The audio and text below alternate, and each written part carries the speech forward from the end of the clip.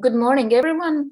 On behalf of the Europeans throughout the world, I want to first extend a warm welcome to all of you gathered with us today. So I can see here active diaspora representatives, media professionals and policy shapers, Europeans from Belgium, Germany, Portugal, Italy, Singapore, UK, my native Latvia, Lithuania, Ukraine, and elsewhere. My name is Elena Pinto. I'm a special advisor to Europeans throughout the world, and over the following 4 hours, I will take you through this webinar on diaspora-friendly media policy and practice. We will exchange views and gain insight into the strategic, academic, practical, and financial aspects of this topic.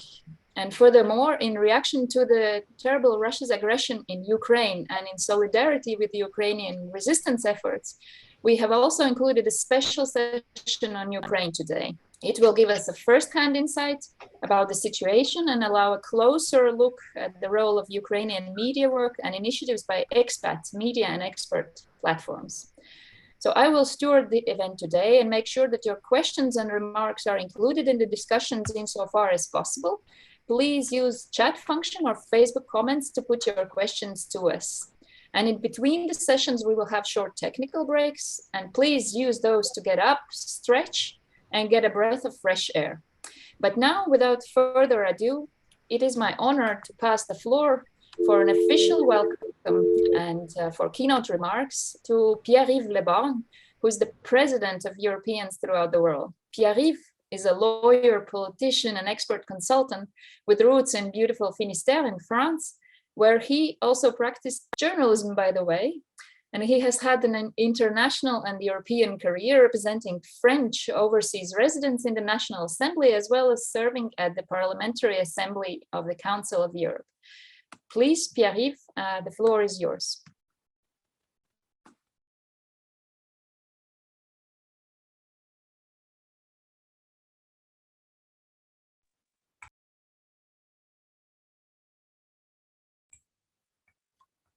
Thank you, Elena, for your kind words. Ladies and gentlemen, dear participants, it is an honor for me to welcome you to this webinar organized by Europeans throughout the world on diaspora-friendly media policy and practice. My name is Pierre-Yves Le Borgne. As mentioned by Elena, I'm a former member of the French Parliament, where I represented my compatriots living in Germany, in Central Europe and in the Western Balkans for years, until 2017. I'm now the president of Europeans throughout the world, what we call as an acronym ETTW. What is ETTW? Well, I should say first that our organization is approaching 40 years of existence, which is a very decent age. It was created in the 1980s with the purpose of bringing together at the European level all national, regional, and also local associations representing Europeans in the world, wherever they could be. It is, in a nutshell, the European representation of diasporas and expatriate communities of mobile citizens living in a country other than the one that they are the nationals of, often with spouses, partners, children, and families with different nationalities. Within ETTW, we have a large set of national associations and also large local associations, all very active and committed on the ground with their members. Their experience of expatriation and of life abroad is irreplaceable. I would not quote them all today because the list would be too long. I just want to mention one, ELA, the Associations of Latvians Abroad, whose former president, Elena, has been so truly instrumental in organizing today's webinar. On behalf of all of us at ETTW, dear Elena, I want to express a huge thank you. We chose to set up this webinar a few months ago in a very different international context than the one we are unfortunately experiencing today, with the objective to underline the critical relevance of media work with and for European diasporas, and expatriate communities. At least 18 million Europeans live outside their country of origin, at least, and probably more. Distance is a reality for them, but active citizenship is another reality too. Europeans living abroad cherish their national and European roots, rights, and freedom. As mobile citizens with often multicultural or plurinational families, they're most directly affected when free movement is restricted like it had been over the past 2 years due to the pandemic, or when an unforeseen, life-threatening set of events occurs at international level, like in Ukraine at the moment.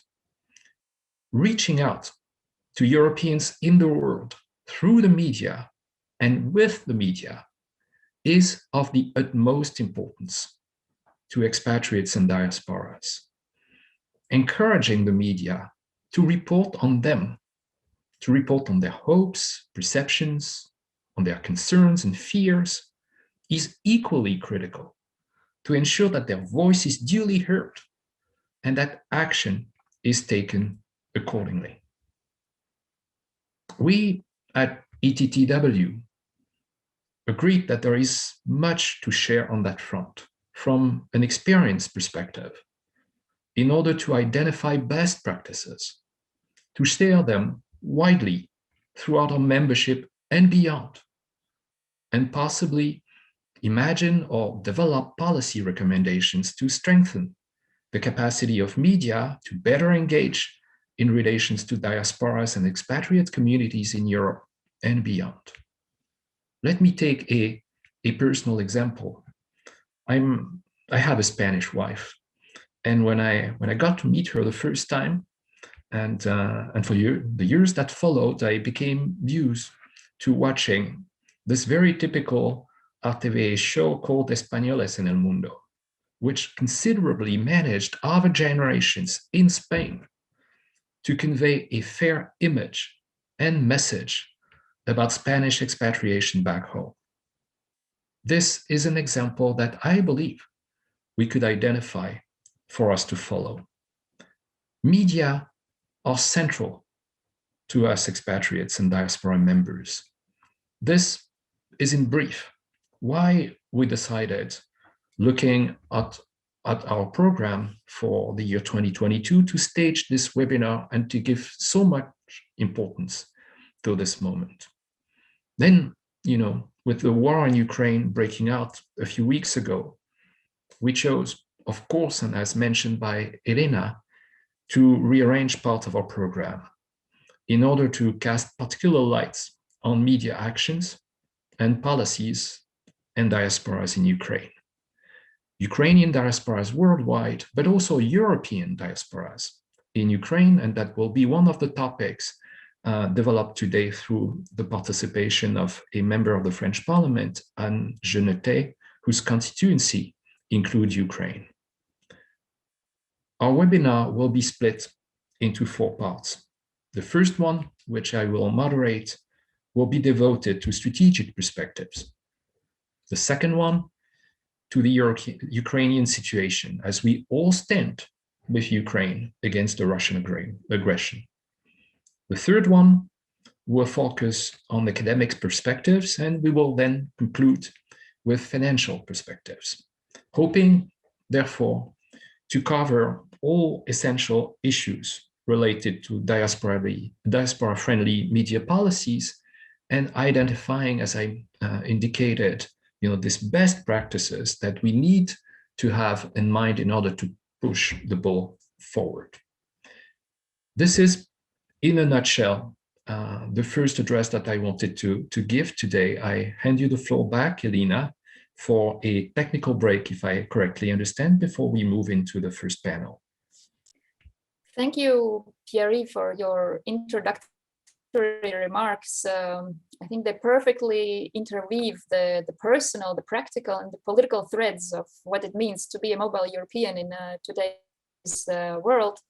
And indeed, after a short break, we will return to our session on strategic perspectives. Stay with us.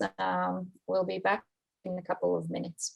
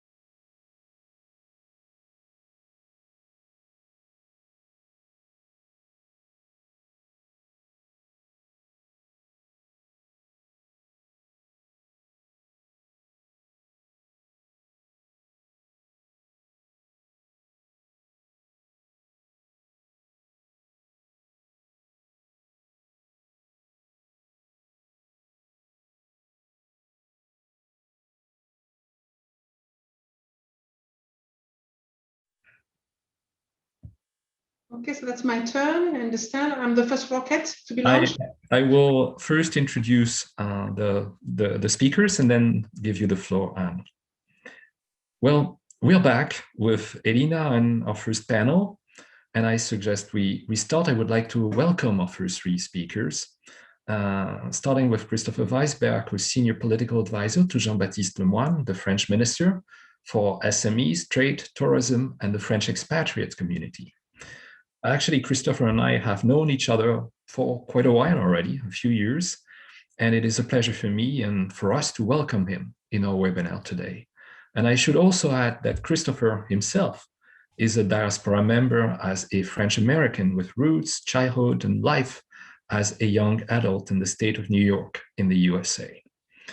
Telmo Baltazar is our second panelist. He's principal advisor for political and corporate communication to the European Commission Directorate General for Communication.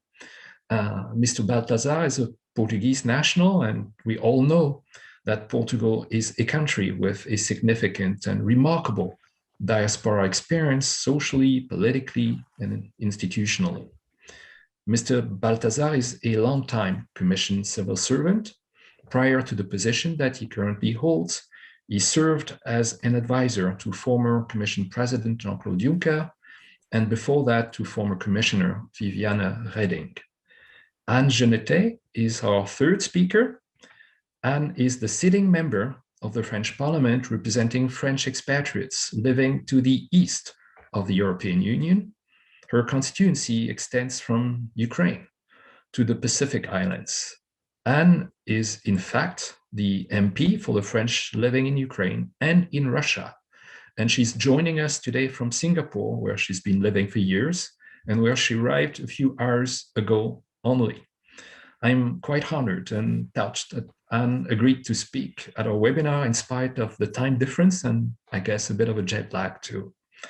I suggest precisely to start with Anne and ask her to share with us her perspective of diaspora-friendly media activities in her huge constituency with close to 50 countries, if I correctly remember, numerous time zones and thousands of kilometers to cover from one end to the other.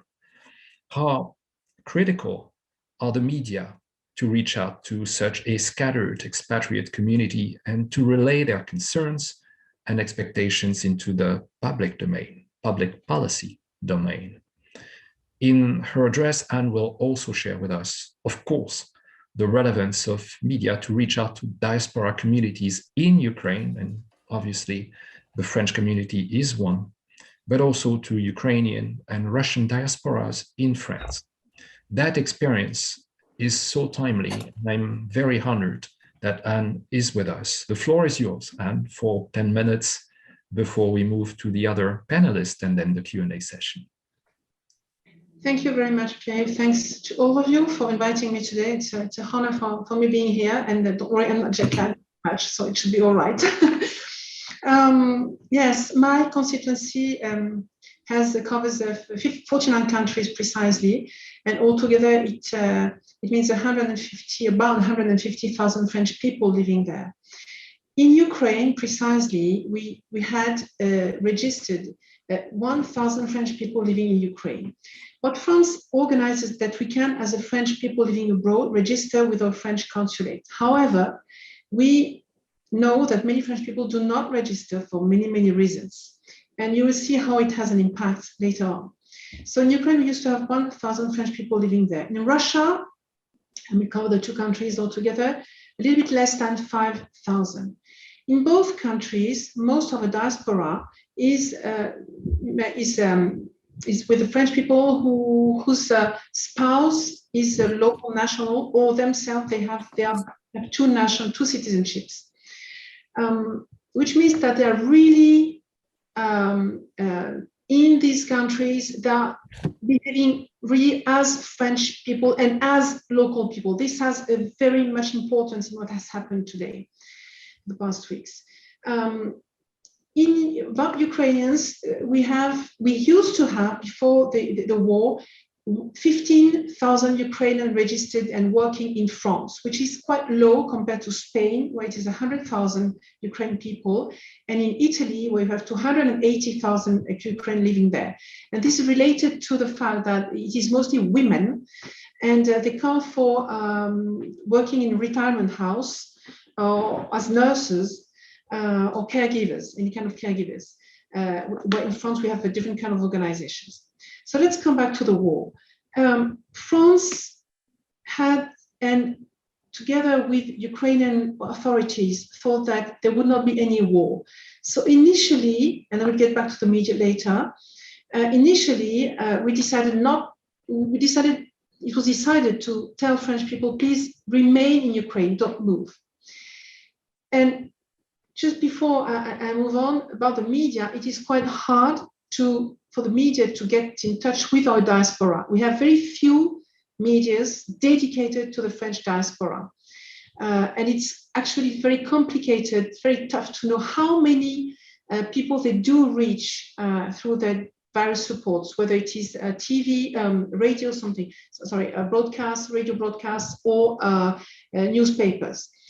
Of course, we have internet. Regarding TV programs, unfortunately, for the property, the intellectual property, it's quite tough to view French TV abroad. Some of it we can see, but mostly it is not very well covered. In Ukraine, there's a little bit, but it's not that easy. And again, those French people living in Ukraine and Russia, what they do, they mostly get in touch with local media, Ukrainian media or Russian media. They watch or read, go through those media. When the war started, for the past 3 weeks, when it was clear that the whole of Ukraine would be invaded, then we asked, and the French authorities, and I guess that Christopher will get back to this, decided to recommend and to tell French people, please leave the country. And then when this happened, we discovered another 700 French people who were not registered. Nobody knew they were there, and who appeared and suddenly said, please help me to get out of Kharkov or Kiev or Odessa or Kherson or Mariupol. So it was quite tough for us to get in touch with them and find the solutions to help them escape. And on top of that, we've seen about 150 journalists, French journalists, coming over to Ukraine just to cover the war. And that made it also very complicated for our authorities, because they said to them, they told them, okay, we need journalists, we need reporters, but please be aware that the situation is so severe in some and so dangerous in some areas that we cannot assure you that we can help you to escape if there was any danger. So you see about maybe close to 2,000 French people altogether at some point, including the journalists. I have to say that we have what we call conseillers des Français à l'étranger, which are French local elected citizens who are kind of a link between our local nationals and the French administration, whether the consulate in Ukraine or in the local country or in France. In Ukraine, we have one, and I have to pay some tribute to David Franck, who did a remarkable job helping the French people getting out of Ukraine in very dangerous conditions, trying to find buses or taxis or cars or trains or sometimes food or some kind a dog keeper, because they had some animals to take care of before they could leave the country. So very complicated job. And in the countries around, in Poland, in Romania, in Moldavia, in Hungary, in Slovakia, we also have French elected people there, and all of them, they made like a team of French people helping those French people with Ukraine. And they went to the borders, they helped them find some, once they could escape the country and exit the country, help them find some housing, some food, some transportation to go to where they wanted to go. So really, our diaspora was really helpful. Unfortunately, I don't see clearly, frankly speaking, any help from the medias. All the contrary, the media were sometimes like kind of a burden to them. And they could, in some cases, help, but actually the media just tried to get in touch with some French people, just to make the buzz, and just to find the specific case that was, of course, excessively complicated. Just think that those people were just shelled, bombed, attacked daily. The level of anxiety was such that in that case, you feel that France is not there. All these people, they were just waiting for maybe kind of airplane coming from the sky, helicopter, who knows, just coming there, taking them out of this hell and getting them back out of the country. So, of course, this could not happen. And the journalists, they could sometimes get in touch with one of those very anxious French people and just sending this story of French people saying, oh, I feel alone, nobody's helping me, which was not the case. And Christopher will very probably tell you how French people were helped. And really, what the French authorities do for our national is quite incredible. That has nothing to compare with many other countries. I'm personally very proud of what my country is doing for my own citizens. But of course, when it is so much anxiety, you feel like you are like abandoned. And I want to highlight one specific point that will be my last point. We discovered through Ukraine that Ukraine is a country where we have the gestation pour autrui GPA, I don't know how you call it in English.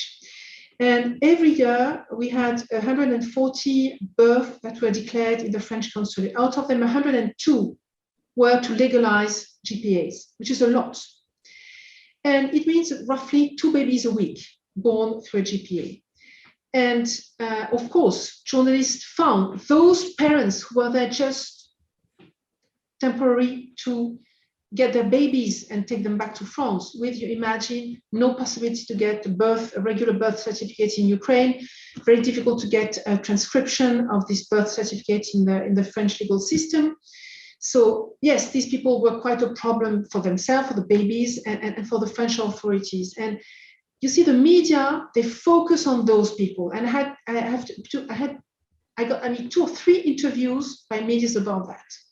So of course, just because we have the babies and we have to save the babies, the French authorities again made their best to get the parents and the babies out of the country.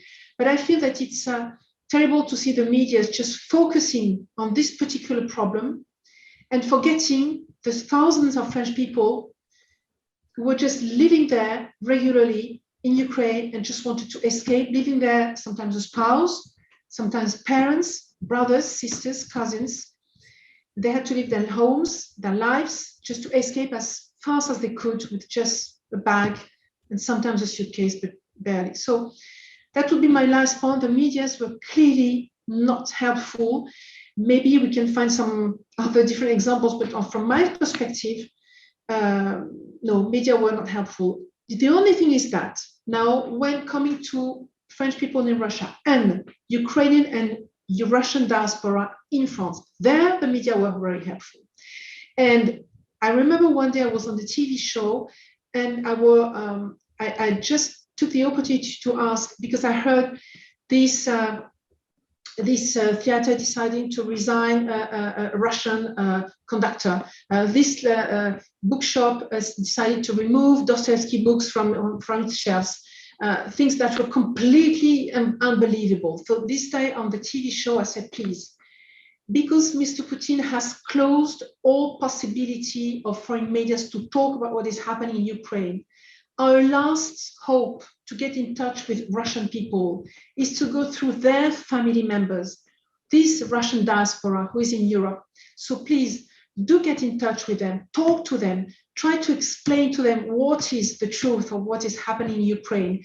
I had the same conversation with my own colleagues, asking them, please, if you hear about any Russian people living in your constituency, please go and talk to them.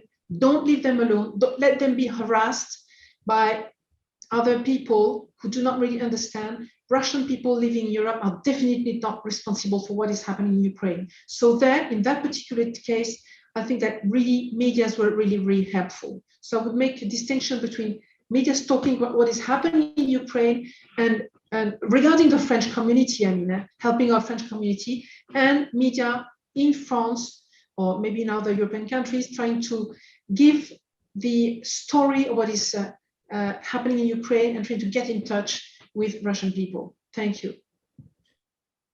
Thank you, Anne. Thank you actually for your very blunt and clear statement about the difference that exists between media treatment applying to European expatriates in that case French expatriates in Ukraine, and the attention that media had for the Ukrainian diaspora and also the Russian diaspora in Europe, and in that case in France, in order to rocket back to the country where obviously media freedom has been severely restricted.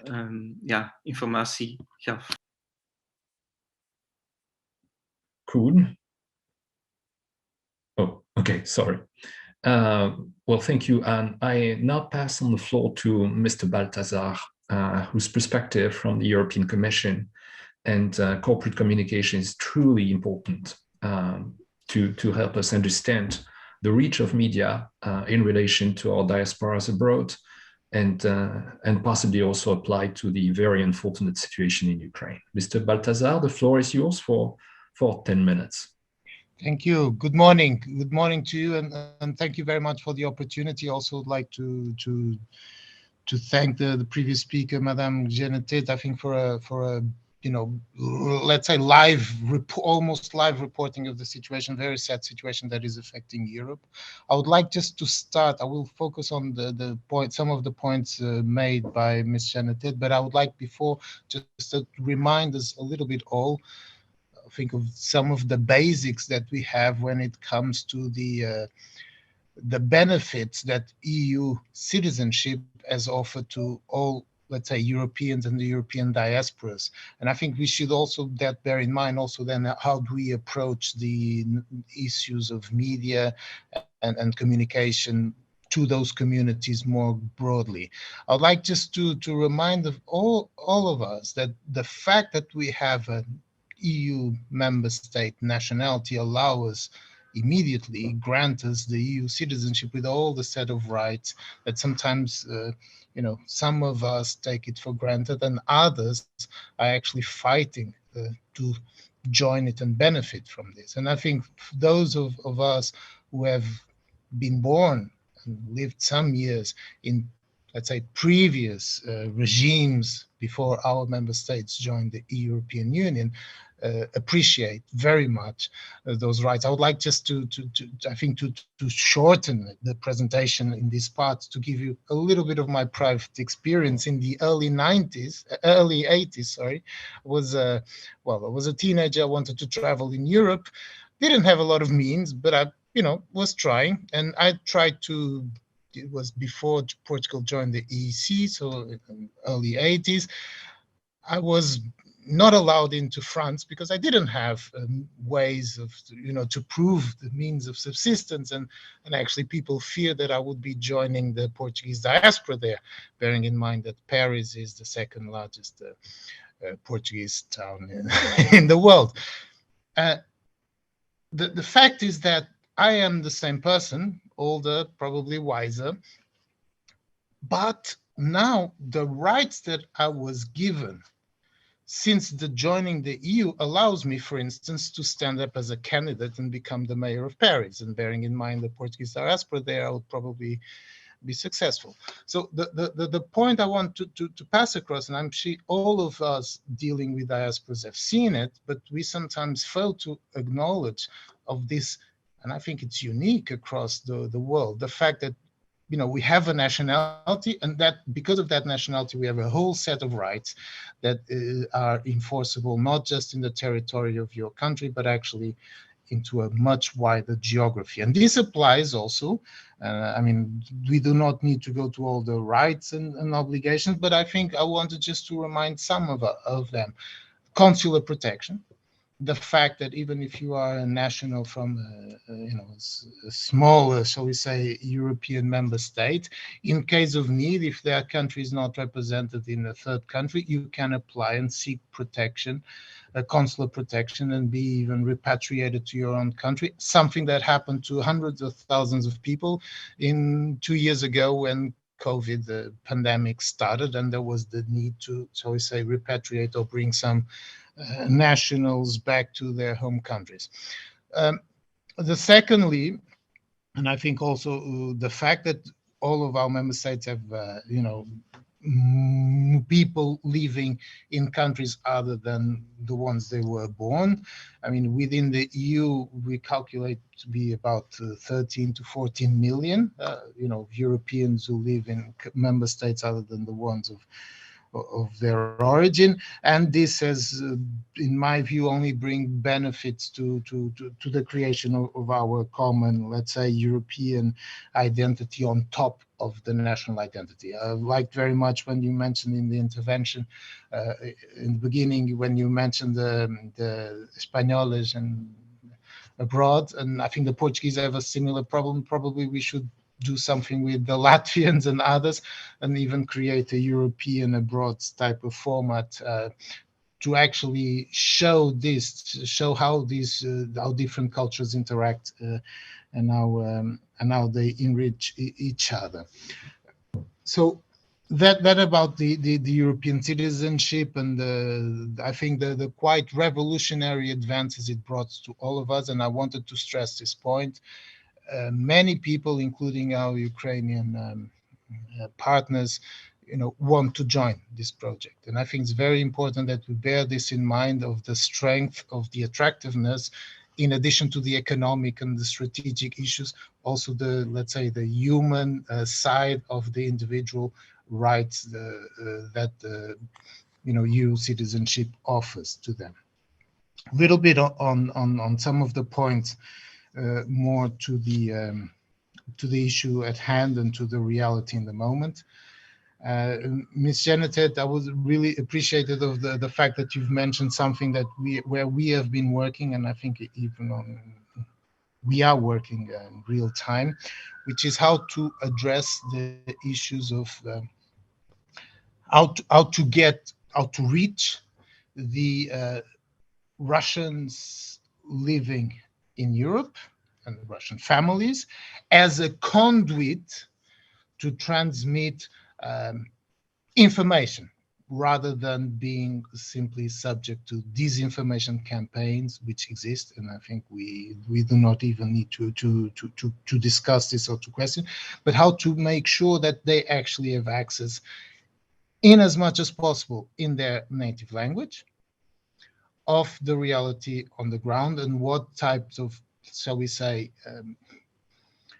diaspora networks we should use in order to reach that. And I'll give you a couple of examples. As well, the same thing for the Ukrainians, not just the Ukrainians who we are now welcoming, but also the Ukrainians who have already been here. And I'll just give you a couple of facts that we have to bear in mind, the sheer dimension of these diasporas. I mean, we have calculated on the basis of recent Eurostat data. Just give you the highest numbers. In Germany, we count about 235,000 Russian nationals living, and 133,000 Ukrainians. I mean, Italy, just give you an idea so that we bear this in mind. We have estimates of 37,000 Russian nationals, with people with Russian citizenship living in Italy, and about 230,000 Ukrainians. So you see the importance already of these communities. I mean, I could go on for much longer. I'll give you even the example of Portugal. Sometimes we forget about this kind of outliers. I mean, in Portugal, there are about 5,000 Russians estimate living, and 30,000 Ukrainians. It has to do with some past migratory movements. So, I mean, but to give you another example, also in terms of percentage, very quickly, about 6 to 7% of people living in Estonia have Russian citizenship. So I think we have to and then of course those who are double nationality, which we do not necessarily count, also important figures in Latvia. So the question being, from a media perspective, how do we use these figures or this situation to our advantage? And our advantage being, as much as possible, communicate what we see as to be the reality on the ground, but also what are the exact actions that we, the EU in this case, could add the Western world, is taken in order to sanction the aggressors and to reach out to the people. We have just give you a couple of very concrete examples for the Ukrainians who we are welcoming, escaping from the Russian aggression. We have set up already systems of, including a website explaining the rights, what they are entitled to, what they should do on an operational basis, also in Ukrainian. I think this is the first time that we have been issuing official websites also in Ukrainian, and as well as we try to communicate to them using already the networks that we have, the European Union or Commission networks on the ground, the representations, the European direct centers, but to ensure that information gets in as much as possible to networks that are needed. Not an easy job, particularly because the media. We are in touch with the local media to ensure, in particular, that they are the ones transmitting that information to the networks or the diaspora networks that are needed.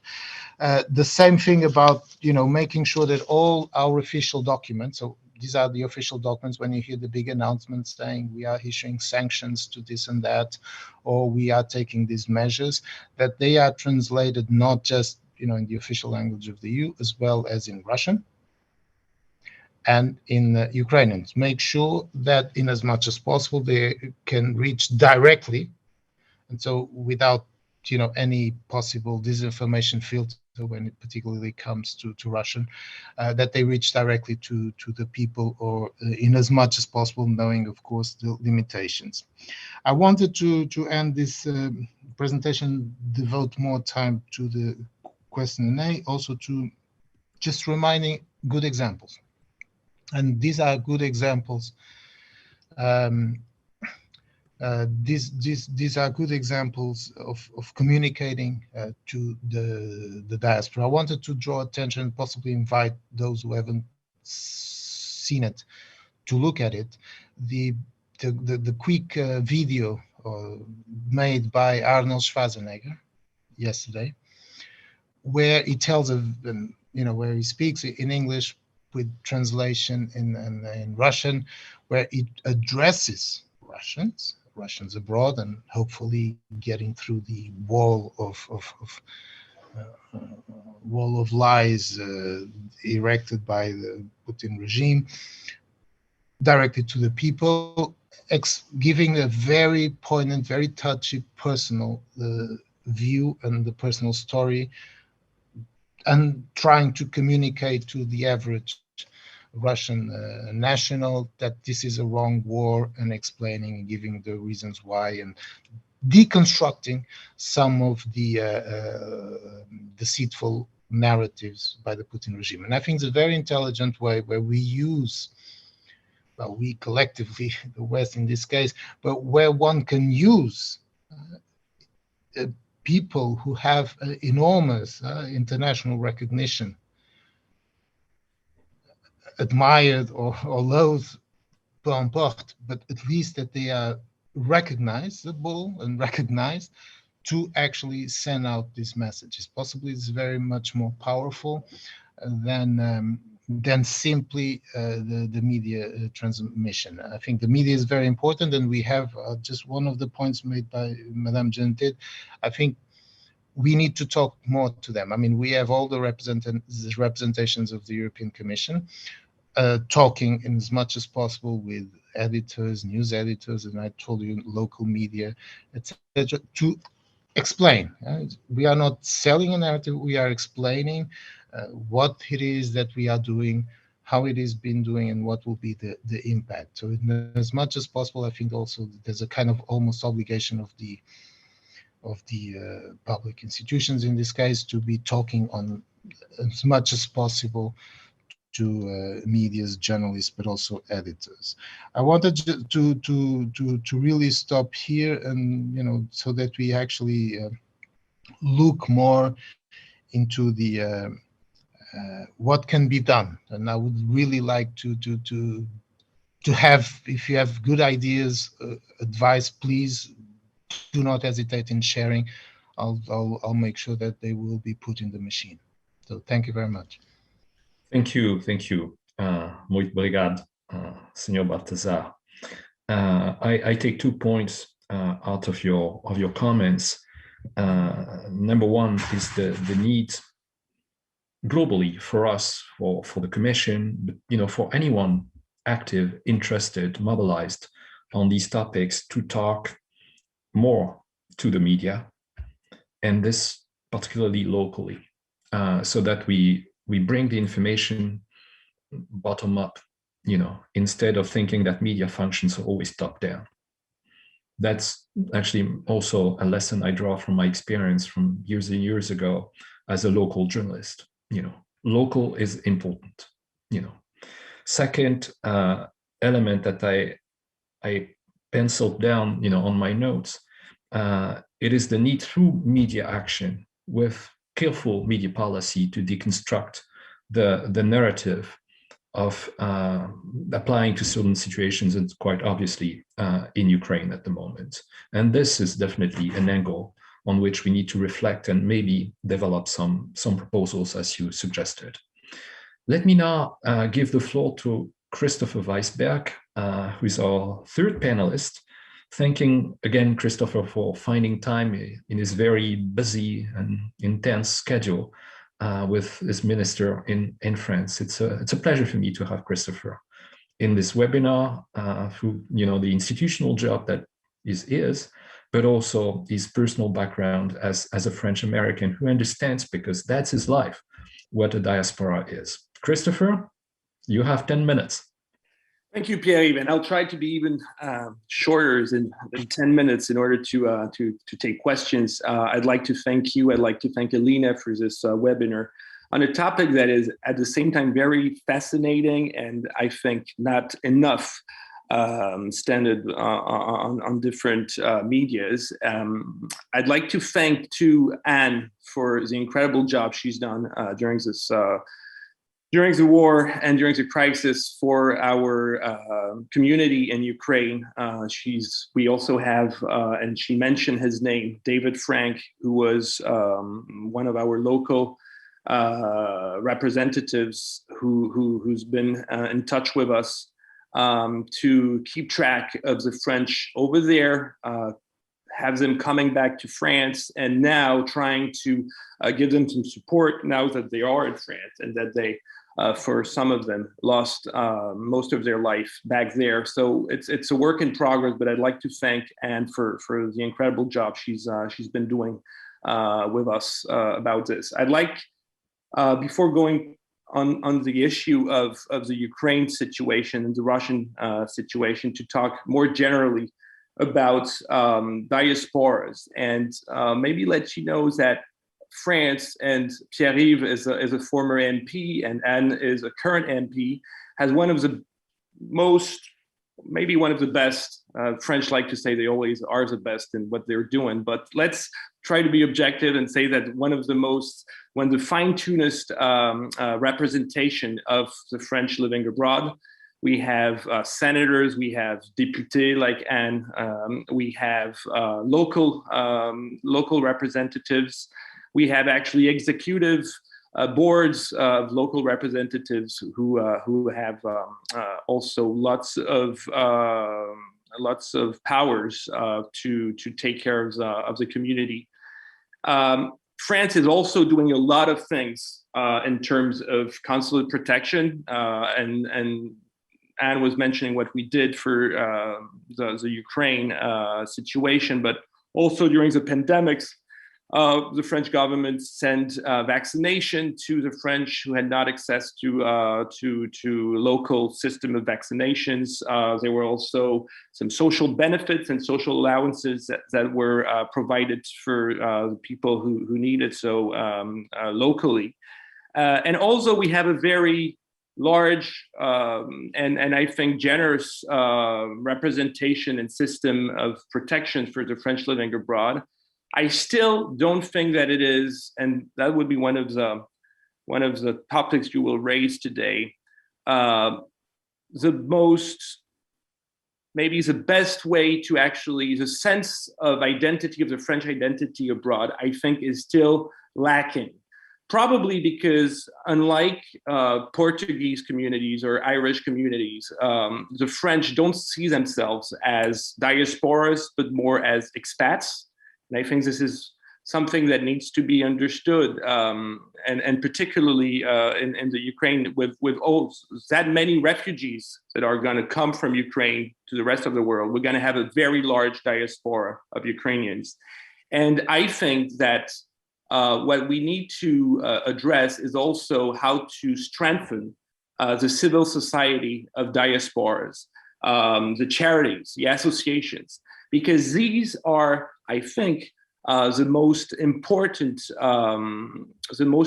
bodies to embody the sense of identity of natives living abroad. And I wish, and sometimes this is one of my frustration working in the French government, that we would support better, particularly the medias. I really think that if you want to have a strong community abroad, you need strong medias that address their issues, that can talk to them about their concerns. And I really think that still in the context of the war we're going to face, it's very important that the people and the Ukrainians that are going to live abroad have also access to papers, to medias that can take into account their issues, and that can raise the topics of what's going on in their countries with their perspective. And I think this is something that we need to address. I also think, and maybe your academic professor will raise the issue, but there is a distinction between expats and diaspora. Expats are usually living abroad for professional reasons, and of course they don't have the same sense of identity about being a national abroad that a diaspora have. And I think that all that can strengthen the civil society and the sense of belonging to a community is something that is essential in order to promote the communities abroad. And so that's my first point I wanted to make. And of course, I can answer your questions about what the government is doing for its diaspora abroad. But I wanted to start with this first little speech about the difference between diaspora and expats and how to relate to the medias about them. Thank you, Christopher. Actually, it is important, as you mentioned, to establish a difference between expatriate communities, where the perception is often that living abroad is for a moment in life, but not the entire life, and diaspora sense of belonging, where usually you live abroad for your entire life, and your perception is actually impacted by that very much. That's a point that probably differs from one nationality to the other, depending on how countries relate to their own diasporas. And the example that you gave, for instance, of the Portuguese, and here, we have Mr. Baltazar, who could and did already share his perspective, but also the Irish community is a good example. And I could even think at regional level of the structuring of the Galician community in Spain, and how the Galician community really impacts politics and economic development back home, between La Coruña and Vigo. The second point that struck me in the comments that you made is definitely to develop a stronger media action, media presence, reporting on the needs, perceptions, fears, and ideas, to speak positively, of our diasporas or expatriate communities, in order to be, in better tune with what is felt back home, and also what is felt in the country where people live, because it's a two-way process. All right, so we have listened to our three speakers. Anne-Jeanette mentioned that she wanted to cover two extra points that she felt would be needed before we get into the Q&A. So Anne, I give you the floor for these comments, and then we'll turn to the questions. Thank you. Very shortly. Thank you, Claire. Very, very shortly. And actually, I have a third one, which I will be starting with, listening to Christopher and Mr. Baltazar about Russia. Russia has, in Europe, we have closed down RT and Sputnik, the two medias that were allowed to broadcast in Europe. Following that, because they want to send this deconstructed message, the fake news, it's now going through the embassies, the Russian embassies all over Europe. And the problem is that an account, a Twitter account, a Facebook account, an Instagram account that belongs to a Russian embassy cannot be moderated as any other account, because it is an official diplomat account. So we have here a problem, and if you read through these Twitter accounts, you will see that the stories they tell is the propaganda, the Russian propaganda. So we have a problem in here. We have to think about how to counter these propaganda through the embassies. Second point, I read yesterday an idea from a French national somewhere in France saying that maybe we should display some or give some message in Ukrainian just at the end, a short message in Ukrainian about the news at the end of the TV news program in the evening in France. That would be an idea just for a few minutes, just to give some insights in Ukrainian, in their native language. And the last point is to give you the example, because you're looking for ideas. I would like to give you the example of the Australian broadcast, SBS broadcasting system in Australia. It is a very interesting radio funded on public funds. It's public funding, and it gives broadcasting programs in, I think, 150 different languages. And it is dedicated to reach out to these local communities who are based in Australia, living in Australia, to talk to them in their native languages. The idea underlying this was to reach out to Arabic people living in Australia, make sure that the message that they would receive would be controlled by Australian authorities in a sense. So, and we have also a short 1 hour weekly program in French. So here we could think about maybe what about some public funding to have this radio in Russian, in Ukrainian, giving some truth about what is happening in Ukraine. That is just my idea based on what SBS Australia is doing. Thank you, Anne. These are critical comments, and I assume Mr. Balthazar will probably have a reaction to that. Mr. Balthazar, maybe on the proposal made by Angela to develop more in reaching out to the communities. Thank you. Yes, a couple of things on the points made by Ms. on the official accounts of I think a very important point. Now that the channels of propaganda, and I think there's a big debate going on about media freedom of expression and actually full propaganda, and that needs also to be considered also and discussed always on a legal side. But on the point that you've made regarding the accounts of official accounts, that they do not have any filter. Well, the accounts do not have any filter, but people reporting on them, and the media should report on whatever is given out by the government or by other entities. That should be where the report should be done as well. That the media also do not take anything that is given just by face value, but that actually considers being more critical, because that's why the media exists, to be critical, not just to be the propagator or amplifying official messages. Now, the point you also made a very, very interesting point regarding how could broadcasts issue short messages at the end of the news cycles, for instance, in Ukrainian, so that we reach to more directly to, well, now the millions of people who have now joined us. That's a good point. One that can possibly be discussed more widely. We are already trying to do that from an official European Commission communication, where again we find ways to translate relevant information, notably about the issues regarding the legal status of people moving into the EU, where we are already translating these issues already in Ukrainian, and all ensuring that it reach out as much as possible this community. So it's a good idea, and possibly one to be discussed further with the media representatives and journalists.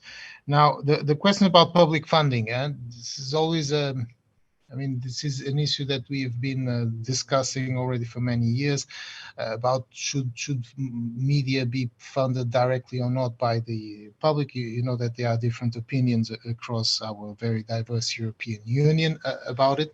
I wanted just to give you the example, in as much as possible, even if it's not a public channel, there are thinking particularly about Euronews, for instance, which has some EU funding, not for editorial content, but for making sure that its services are made available in different languages, notably also in Arabic and I think also Ukrainian and Russian. But the goal is that these, shall we say, independent media are able to transmit in as much as possible to different languages and to reach out to the in this case their diasporas. I mean, public funding, you know, a big debate is more of a political debate about whether, you know, should one copy the model that in this case the Russians had. One point that I think I wanted just to strengthen that also on the presentation is the efforts. And this is something that should be done by public authorities, and we are doing it. The efforts of fighting disinformation. We are working, you know, our internal colleagues working jointly with those of the European Commission and those of the European External Action Service, which are the external body of the EU, let's put it this way, working in ways to always identify, tackle, deconstruct the narratives and present what we consider to be the official version of facts on disinformation campaigns launched notably from Moscow. And I think we've been quite successful because you know, we don't see a lot of take up from different medias, but of course they have a big outreach, so we need to keep on fighting it. And so the disinformation campaign is very important. This is, I think, should be the primary concern of our public institutions, to identify as early as possible disinformation attempts and to correct things, if I can say. Thank you, Mr. Baltazar. Now I turn the floor to our participants, hoping for hands to raise. No? Any There are quite a few questions in our chat window. A lot of comments. I saw comments from Valda Di Pina. Valda, would you like to take the floor and maybe comment? Yes, I can do so. I found it very interesting, as you can see with my various chats and thoughts that I've shared. And it occurred to me just now, with Mr. Weisberg having said that a strong diaspora abroad needs a strong media abroad, and Mr. Baltazar speaking about government funding of media. It's something that, in fact, the Latvian diaspora media is very much concerned with. Elena's brought it to the fore, and a number of us have been working on this. How much can you expect the various governments of countries to fund diaspora media so that it's a good quality media, and that, as I mentioned, for building trust with the diaspora, you know, with what we're talking about with Russia as well. It's all very well for us to say that we need to get the correct information into the Russian communities, but we need to have developed trust before they listen to us. And this is something that is going to take time, and I hope that we've learned a lesson from this. And yes, and SBS Radio is fantastic. I worked there for about 15 years, almost from the very inception when I started with 8 languages. When it built up to 15 languages a couple of years later, Latvian was included. It was part of the multicultural policy in Australia. And when I left, it was 160 languages. So yes, but it is very much focused, yes, on the diasporas in the country. Of course, with some various guidelines. But so, yeah, these are my comments. But I think, you know, I would encourage people to look at the SBS model, and that's they're my comments at the moment. Thank you, Valda. I see your own comments, Elena, and especially the last one in the chat on the consideration to give in communities marked by the general distrust in public media and public authorities. Could you maybe elaborate on that? And thank you, Pierre-Yves. Well, actually, these points about reaching out to communities by public, to targeted communities by means of support by public funding can also run into unexpected hurdles, as I discussed in preparing this webinar. And this was a discussion in the context of Brexit, for instance, but which could apply to the Russian-speaking auditorium as well.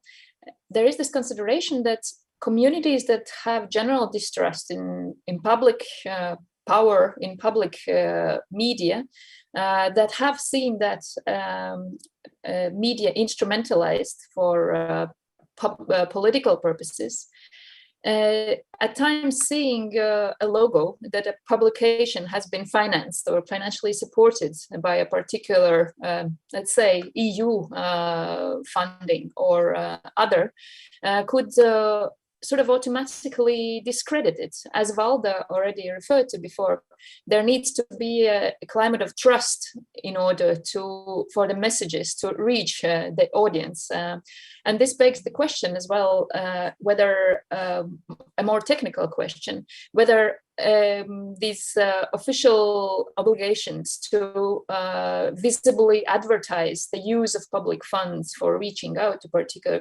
communities is actually serving the purpose, because it can be perceived as actually a propaganda tool.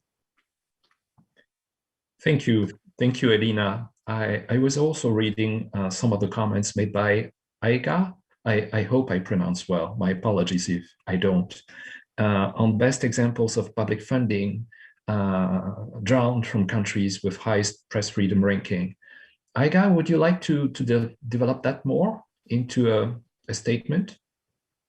Thank you. I believe I will have some time to elaborate a bit more on my statements in the last panel discussion, but here I would like to bring up 2 points.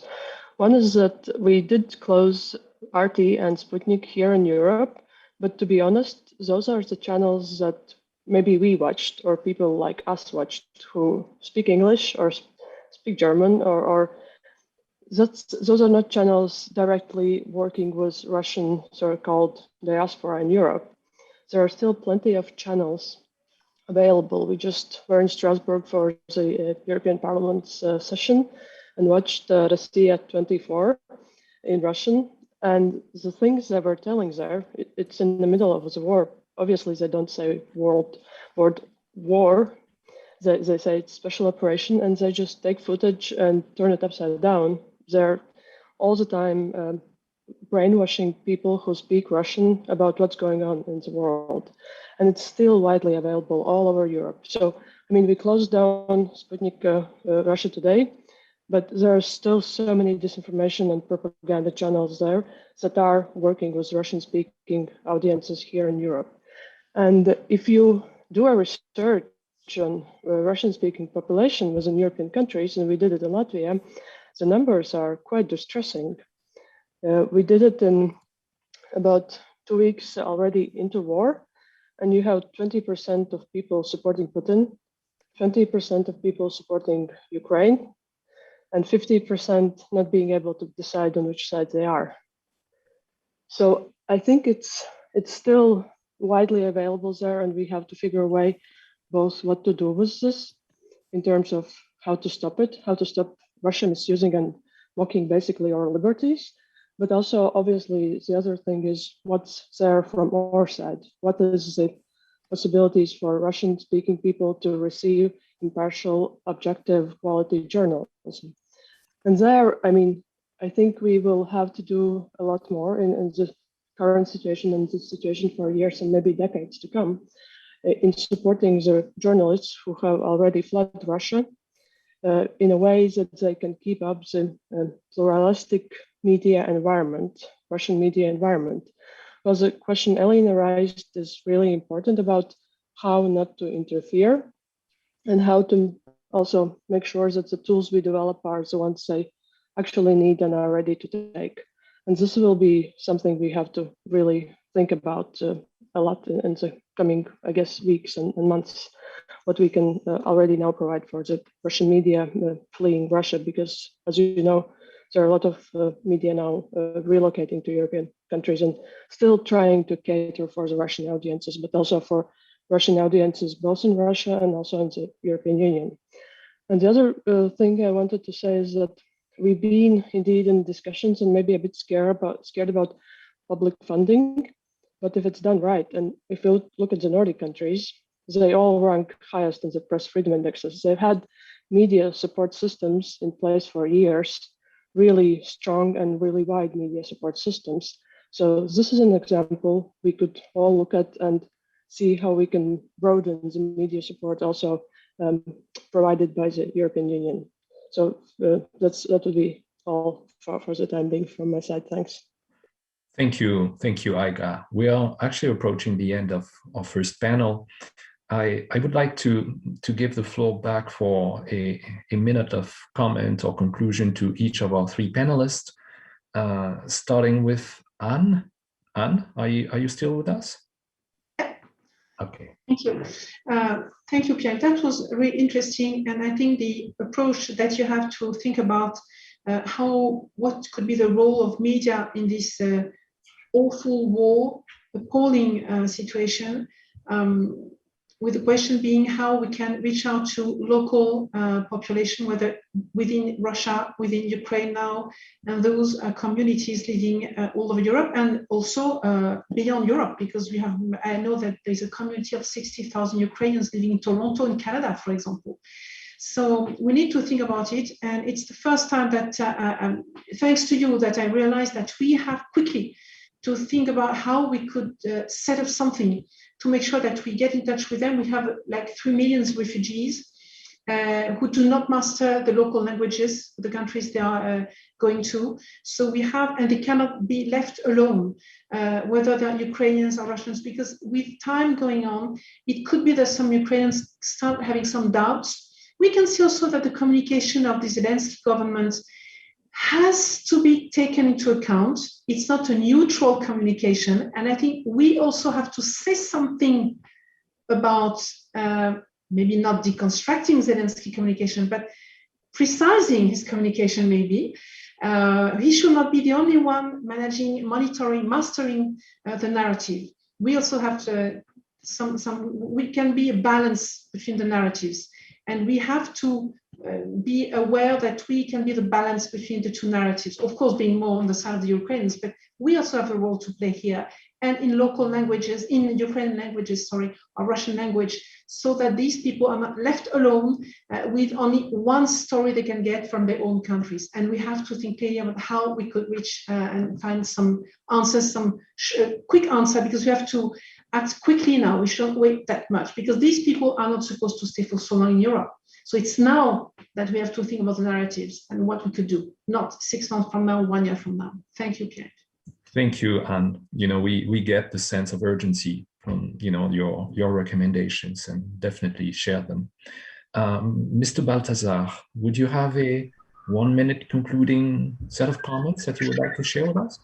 Yes, well, first thanks for the everyone, and also for the good reflections made. A couple of just 3 points I wanted to make, building upon Ms. Etw's presentation and conclusion, which is the use. We have now up to 3 million people coming from Ukraine, escaping the violence and being welcomed. Probably more are expected. These people will be welcomed, but it's important that we, from a communication perspective, that we start telling their stories, that we have as much as possible their testimonials.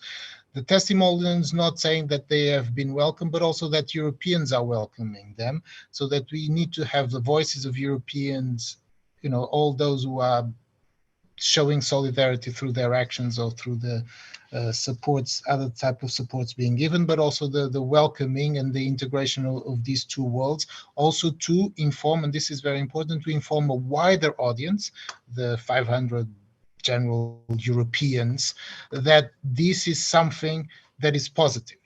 Because we have also to bear in mind that if we have millions of people, putting pressure on social services, here or there in the future we might start having some, shall we say, difficulty.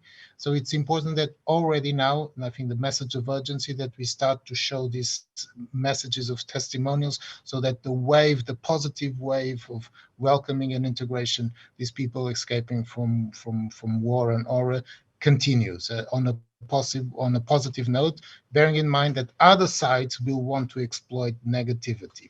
The last point I wanted just two very quick points. First, on the need, support the media. We can support the media in different ways as well, more than simply financial transfers directly.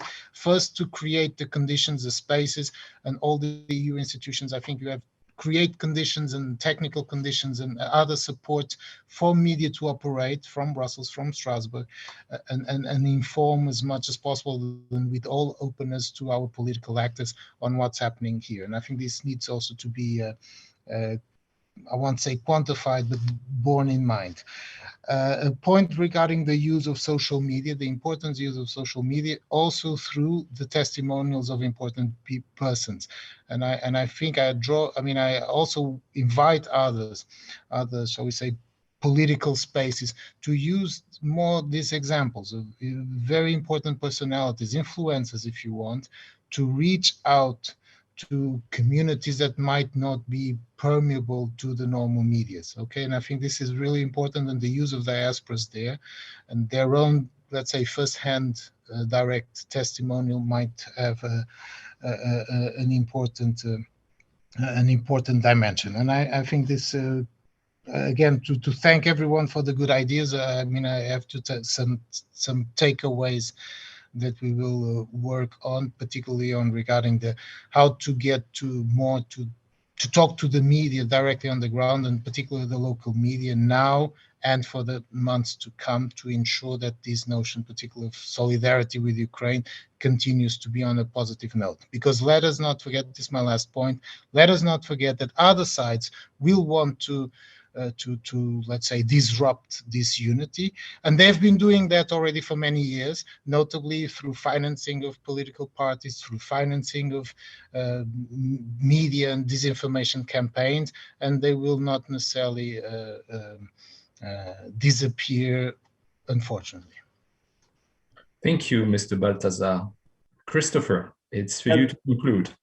Yeah, thank you very much. And very quickly, I think one of the points we raised today is how we need to think about the legitimacy of the voice of those communities. Legitimacy means same thing for the Ukrainians. Once they're going to arrive in Europe, they will have to be able to communicate to local authorities. And we will have to think about how we work on this partnership and how they are legitimate. And we talked about, obviously, the medias and how they are important, and how the independence of the media is key for this issue. And I think that from the conversation we had, one of the most important thing is to broaden as much as possible the funding of a quality press locally, which means basically, of course, state, but it cannot be just the state, because obviously, if you're coming from Russia, it is propaganda. But even France, when France is funding a French media abroad, it has also a way of communicate on its own action that is not that can be biased. And so often those papers are also funded with advertising. And so I think the EU could also be a great source of funding, because it has in its core values the principle of free independence. And I think that in terms of legitimacy, most Europeans recognize that the EU is very transparent and on those things. So I think that the EU has a key role in this aim. And thank you very much. It was very interesting to listen to you all. Well, thank you, Christopher, and thank you, Anne, and Muito obrigado pela sua participação, Senhor Baltazar. It was a fascinating exercise in this first panel, and many takeaways for all of us to reflect on.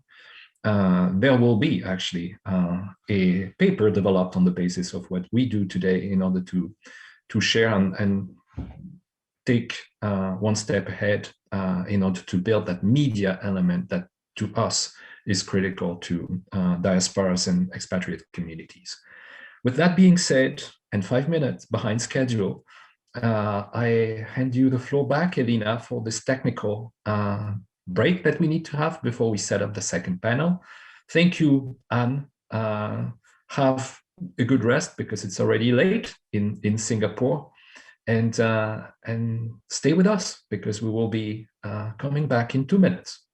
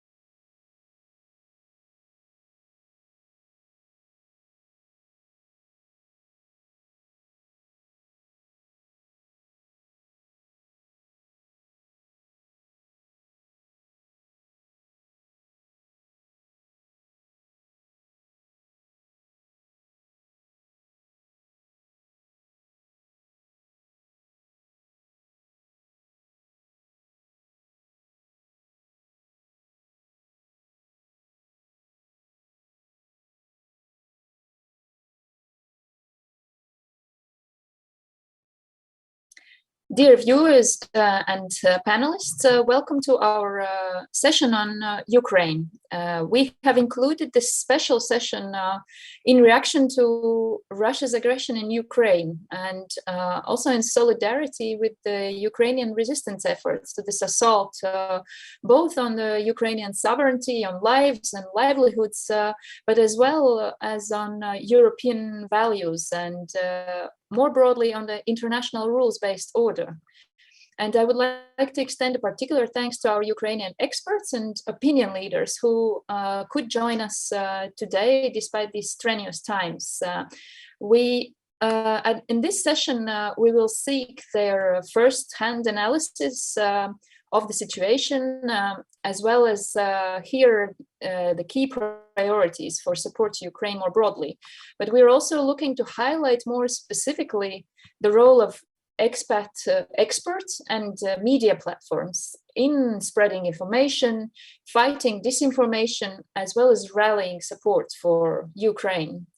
So wartime is an exceptionally tragic context for this, but it also has very clearly showed the important contribution of these diaspora players. We can reflect on how has their mission and role changed comparing to peacetime. How do they contribute? What are the challenges and needs that they face? And what kind of partnerships and tools would help fulfill their function? These are just some of the more perhaps academic questions, but we shall also not lose sight of the immediate needs to stop the aggression in Ukraine, which is a gruesome backdrop for our discussions.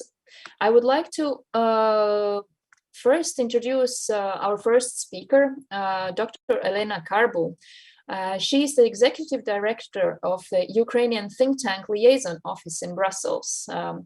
Elena is an experienced professional in the area of democratic transformation and human rights, a researcher and an author with a strong academic background. And for the past 8 years, the Ukrainian think tank liaison office in Brussels has been representing Ukrainian think tanks, research institutes, and networks in Brussels, providing reliable information and policy positions regarding Ukraine and strengthening the links between the EU and Ukraine. All this work is both now at risk, but more important than ever as well, as the professional analysis is essential for saving lives, the Ukrainian statehood, and democratic institutions. So I would like to now give the floor to Dr. Elena Carbur for her analysis and some insights on the best way forward. Please, Elena, the floor is yours. Thank you, Elena. Thank you, all participants. Thank you for having me here, and thank you for providing yet another platform to bring the voice of the Ukrainian civil society and the Ukrainians as such. And I would start with a personal story. A few days ago, a friend of mine, she went to be registered to this special status, and she told me that she burst out of crying when she came there, when she saw how well everything has been prepared for them and how welcome they have been to propose the help. So with this, I again would like to thank everyone present as citizens of your countries for proposing this unprecedented support for the Ukrainians who had to flee the country. And actually they transforming this migration crisis into the action of solidarity, an action of standing by the values, standing by the Ukrainians. So this is on the positive note. I'm afraid that my further speech would not be so positive, and for some of you may sound alarmist. But I believe that this is my duty, this is the duty of Ukrainians who are actually now in the front line and actually facing the existential questions and death or life. This is our duty to tell you what we feel, what we sense, where it goes to and where it comes from. And my main logo today, my main leitmotif today would be focus on the main cause of the situation. So here I would start with actually how we see the war, what we are dealing with. It is important to understand because this is the basis for our analysis and it's the basis for calibrating our actions. So what we are dealing with, what targets Putin is trying to pursue here. And I would say here are two dimensions. So first, yes, indeed, restoration of the USSR. And inside of this target, elimination of the Ukrainian nation as such is one of the components of this target, especially as he stated that Ukraine is not a nation in his program article. And now we see by this shelling of Ukrainian cities and bombing and killing civilians, this is actually just practically, if you want, implementation of what he has written in this Lucy article. And in this sense, Ukraine is a direct target, and for Ukrainians, it is an existential war for survival and for the nation presence. Number two dimension, it's actually the target of Putin and actually Russia as it's such. It's destruction of the system of the free world, which contradicts to totalitarian fascist nature of the Russian regime. And in this sense, the whole free world is a target. And its elimination, it's not less important for Putin as elimination of Ukraine, because the Russian regime cannot coexist with the free world. And this bearing in mind, it brings us, this second point indicates that not only Ukraine is a target and that no one should feel safe. And if we look at this war, we need to see this war in this broader paradigm. And this brings us to understanding that defending Ukraine is defending the free world as such. And failure of Ukraine or concluding any compromising or unfavorable peace condition, peace agreement would mean only one thing, would mean failure for the free world and invitation to extension of this war, including to the territories of the EU or NATO allies.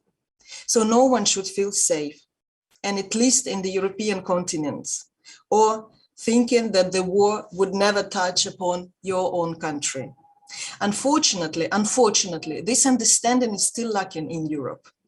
The war against Ukraine has become the earthquake for the European and for people of the free world.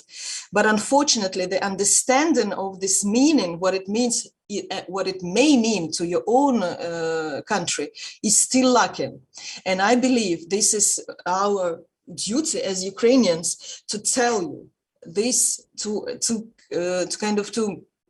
appeal to you, no matter how alarmist or no matter how unrealistic it may sound to you, by meaning by European countries, that we tell to take this seriously. And by the way, the fact that the Russian army appeared to be so weak should not relax us at all, because unfortunately, the weakness of the Russian army is largely compensated with their readiness to do outrageous acts and war crimes, which they are already demonstrated in Ukraine by bombing civilians, by killing civilians, by attacking nuclear facilities or taking them over there or control, putting all of us in danger.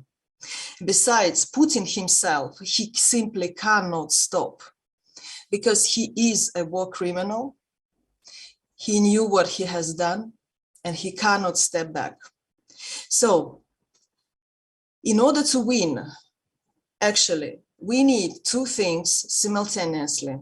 First, Russian military defeat in Ukraine, which will give the moral trigger for Russians to get rid of Putin because he didn't bring the victory to them. And number two, defeat of Russian economy as a basis for their military machine, which will give socio and economic trigger for the Russian society to change from inside. So all this brings me to the next point. How can we help Ukraine to win this war? And what kind of assistance Ukraine really need now? And I would name 3 layers. First, assistance to end this war against Russia, which is the main course. The main course, of course, the Russian regime, but now we deal with this course of the war. Number 2, assistance to Ukrainians who had to leave Ukraine, and which is actually the consequence of the war. So by focusing on the main course, we will reduce the pressure on the second. So the less Ukrainians will have to leave the country. And number three, what we need assistance. It's actually more of moral importance, but it's not less important as actual assistance. It's actually the given light in the end of the tunnel, meaning the quick response to the Ukrainian aspiration to become the member of the European Union. So this is the logical. And having all these types of assistance equally important, I would still underline that today we need to focus our efforts on tackling the cause of this problem to help Ukraine to win the war and to help Ukraine to resist, to renew our territorial integrity, and to be sure that this war will not continue. How you as citizens of European Union actually can help? Because I hear a lot that what can we do to address the main course in Ukraine and to stop the war. And my answer would be engage in possible ways with your political leaders at national, European, international level to convince them to be more decisive and quicker when it comes to help Ukraine to win the war. Engage also with each and every other partner and stakeholder who is participating in decision-making or decision distribution, media, all kind of NGOs, all kind of other stakeholders who can help to address us, the main cause of this problem. And the forms of engagement, you know better, we all know them. It's demonstrations, it's petitions, it's personal meetings, it's all kind of engagement to appeal and to bring this message that we all, it is in our hand to help Ukraine to win the war, to stop the war, and to stop this war from spreading around. And I have just prepared some messages, but I know that you know better. You may bring other and better slogans to your media campaign or to your engagement with the political leaders. But in my mind, in my head, I have several. For example, protect Ukraine as you were protecting your own country. Act now so that you are sure you will not have to act further, protecting actually your own country. And victory of Ukraine is our common victory. In terms of concrete help, what actually the political leaders can and should do. And here I will just transfer the appeal from the Ukrainian side, which is already widely heard, but I would just like to add my voice, our voice of the expert community into this request. And actually, first, when it comes to the actual help to win this war, we need to speed up and enforce the process of weaponizing Ukraine. And actually, the appeal here is heavy weapons, air defense systems, aircrafts, creation of no-fly zone over Ukraine, or providing Ukraine with necessary means for Ukrainians to do it themselves. And here we already see some developments, and the Baltic states have supported creation of no-fly zone over Ukraine. The US recently has provided us essential means to do it by Ukrainians themselves. This and all other items before listed should be increased and should be quicker. And again, here I would like to underline, as much as European Union countries have helped Ukrainians who left country to accommodate them, I would like to thank enormously to the whole help which Ukraine has already received and continues to receive to resist military on the ground against the Russian invasion. And I cannot thank this more. Thank you. Besides actually the direct military support, we need financial and material support, including fuels, medical equipment, and all other medicaments and all other things to help us to fight.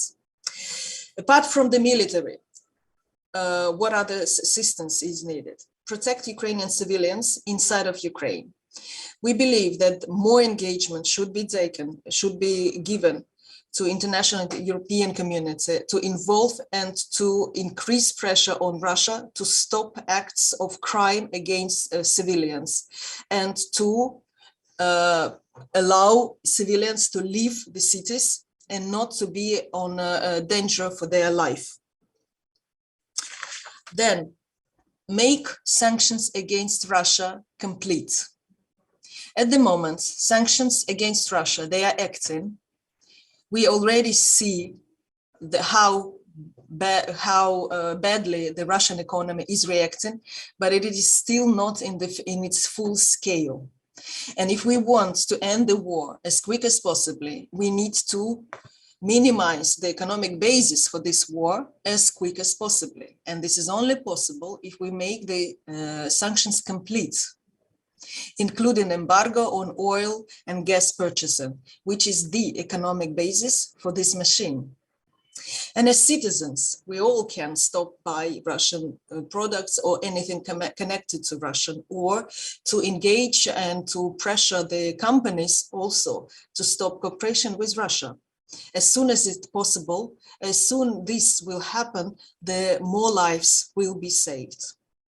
And as I said already, is to speed up the membership prospect for the European Union for Ukraine. This is important. And here I appeal again, I would appeal to each and every of you to do utmost of his, her, or any other identity capacities to help us to win this war, to stop death. This is the primal goal for all of us today. We are not powerless. We are not living in the democracies, having political leaders, having opinion leaders accountable and responsible. We can influence them in order to help Ukraine and to appeal to them to act adequately to the needs of time. And here I come to the last point of how we Ukrainians can help you to help us. And I speak on behalf of the organization which I represent, the Ukrainian think tank's liaison office in Brussels. And here our main assistance is provision of true and professional analysis from Ukraine and on Ukraine.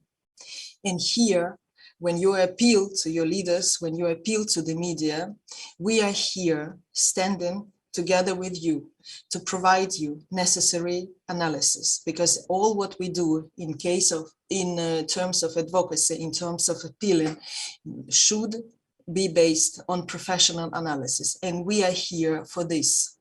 Please engage with us directly, speak to us, demand, request information. We are here for this.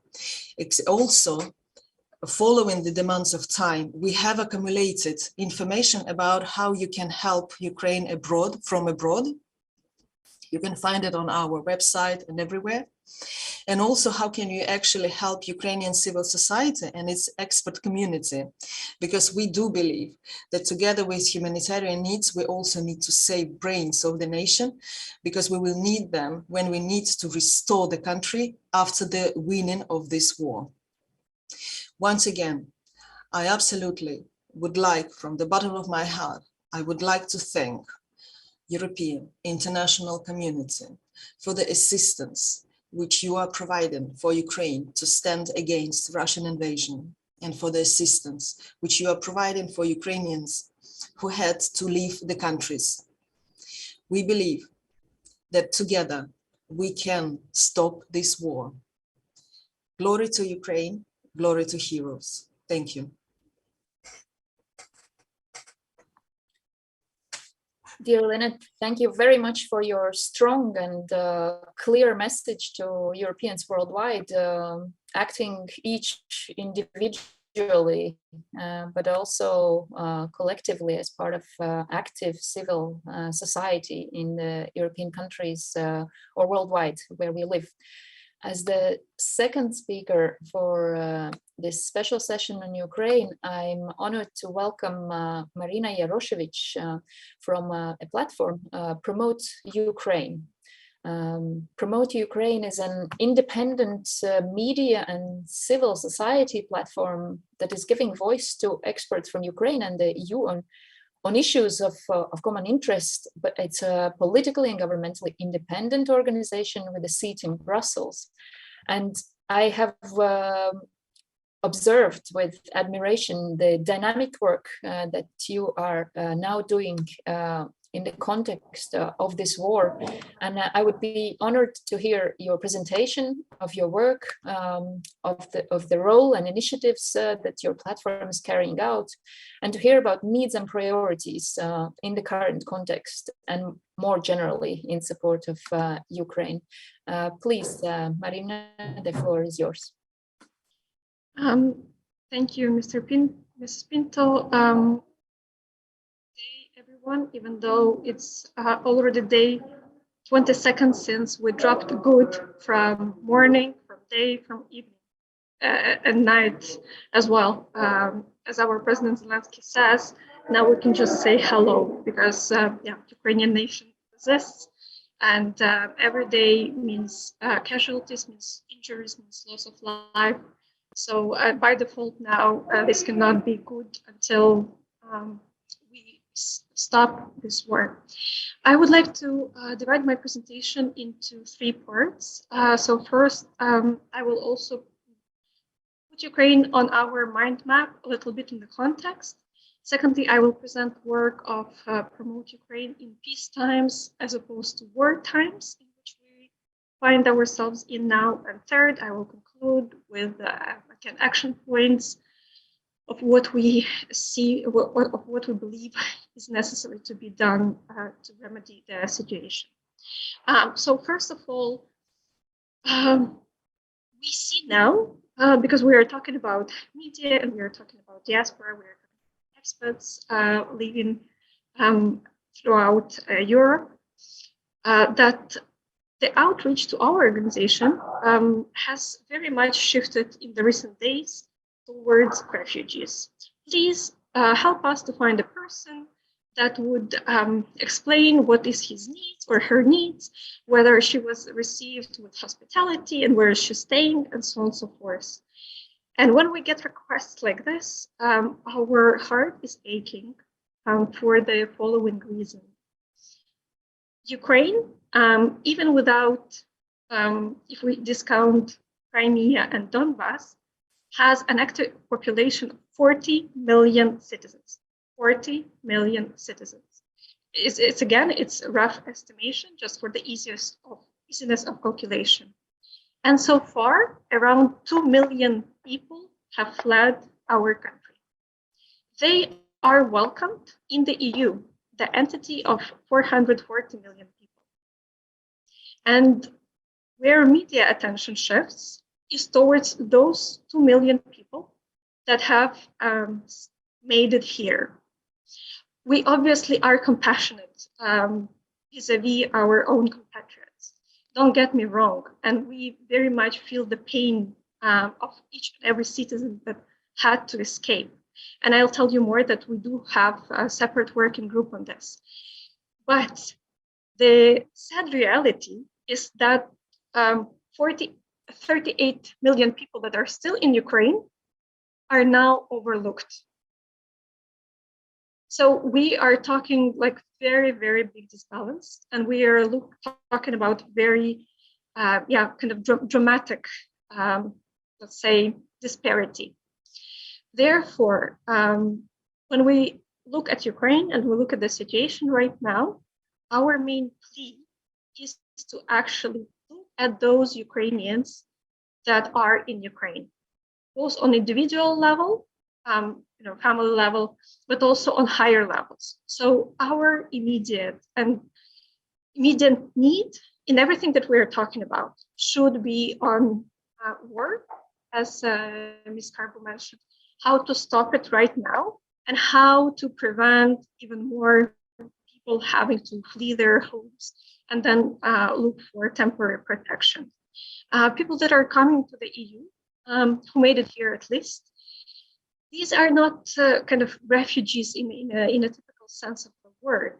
These are people, well, predominantly mothers with children that had to be evacuated. And the first thing that we hear from them is that we don't even know whether we need to look for school or anything here, because our main goal and like our wish is to be back home as soon as we can, as the situation allows for it.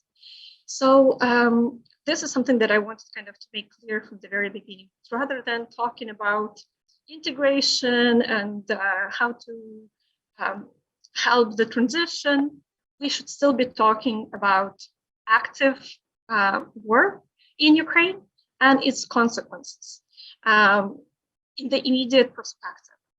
And once this short-term goal kind of is achieved, so the war is stopped by means that I will also be about later, then we could put things into context, into a bigger picture, and and deal with the problems as they come, but not right now.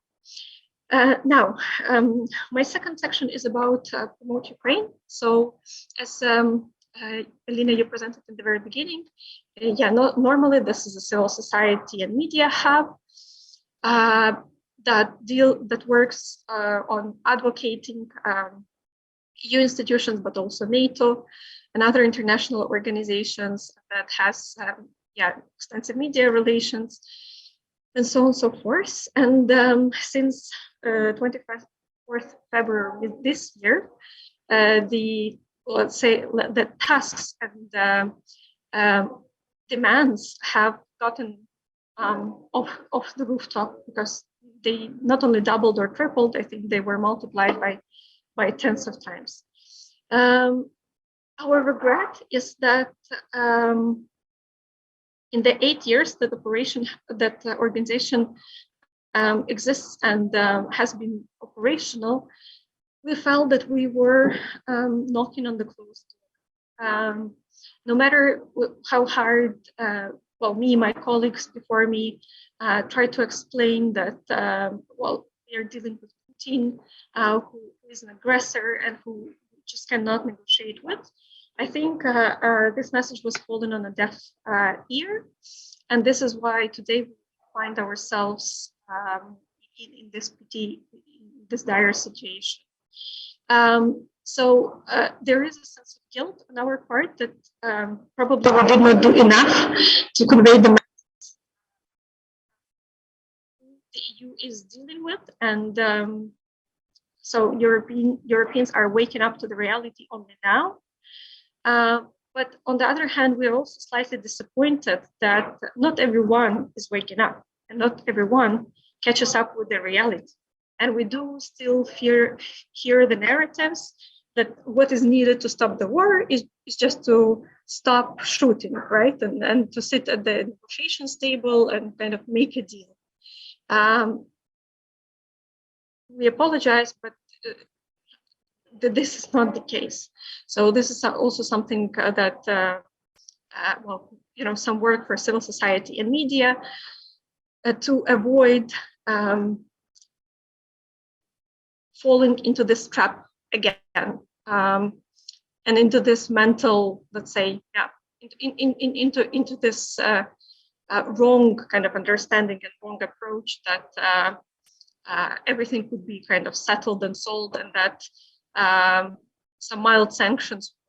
Because no, in the 8 years, sanctions did not stop Putin, did not prevent him from launching full-scale invasion. So if we proceed with the let's say, solutions, they will not do either, and situation will only aggravate for the entire world. So as I mentioned, since day one, Ukrainian activists, expats, civil society has started kind of flowing not only kind of to the streets, but also like self-organizing itself in order to deliver the message, to amplify it here. And so on day 5, I will skip like all the details, but on day 5, here in Brussels, we managed to open coordination center on the basis of Promote Ukraine, but it extends much beyond our network and our membership. And the coordination center has 8 working groups. Some of them I already mentioned, like advocacy or manifestations or media relations, SMM and PR. But the others are a new, let's say, added working groups on humanitarian aid, on refugees, and then on fundraising and donations. Apart from coordination center, because we were making the requests and inquiries vis-a-vis different other institutions and organizations and businesses, we got a green light for opening a hotline, and it's going to be operational within the next couple of days. Yeah, for Ukrainians that found themselves outside Ukraine and need some sort of legal help or assistance. So this is how we also address the needs of those people who are outside. But again, here we have a different focus. That's why I put in the background, but this is probably not of so much relevance to the discussion with this hotline.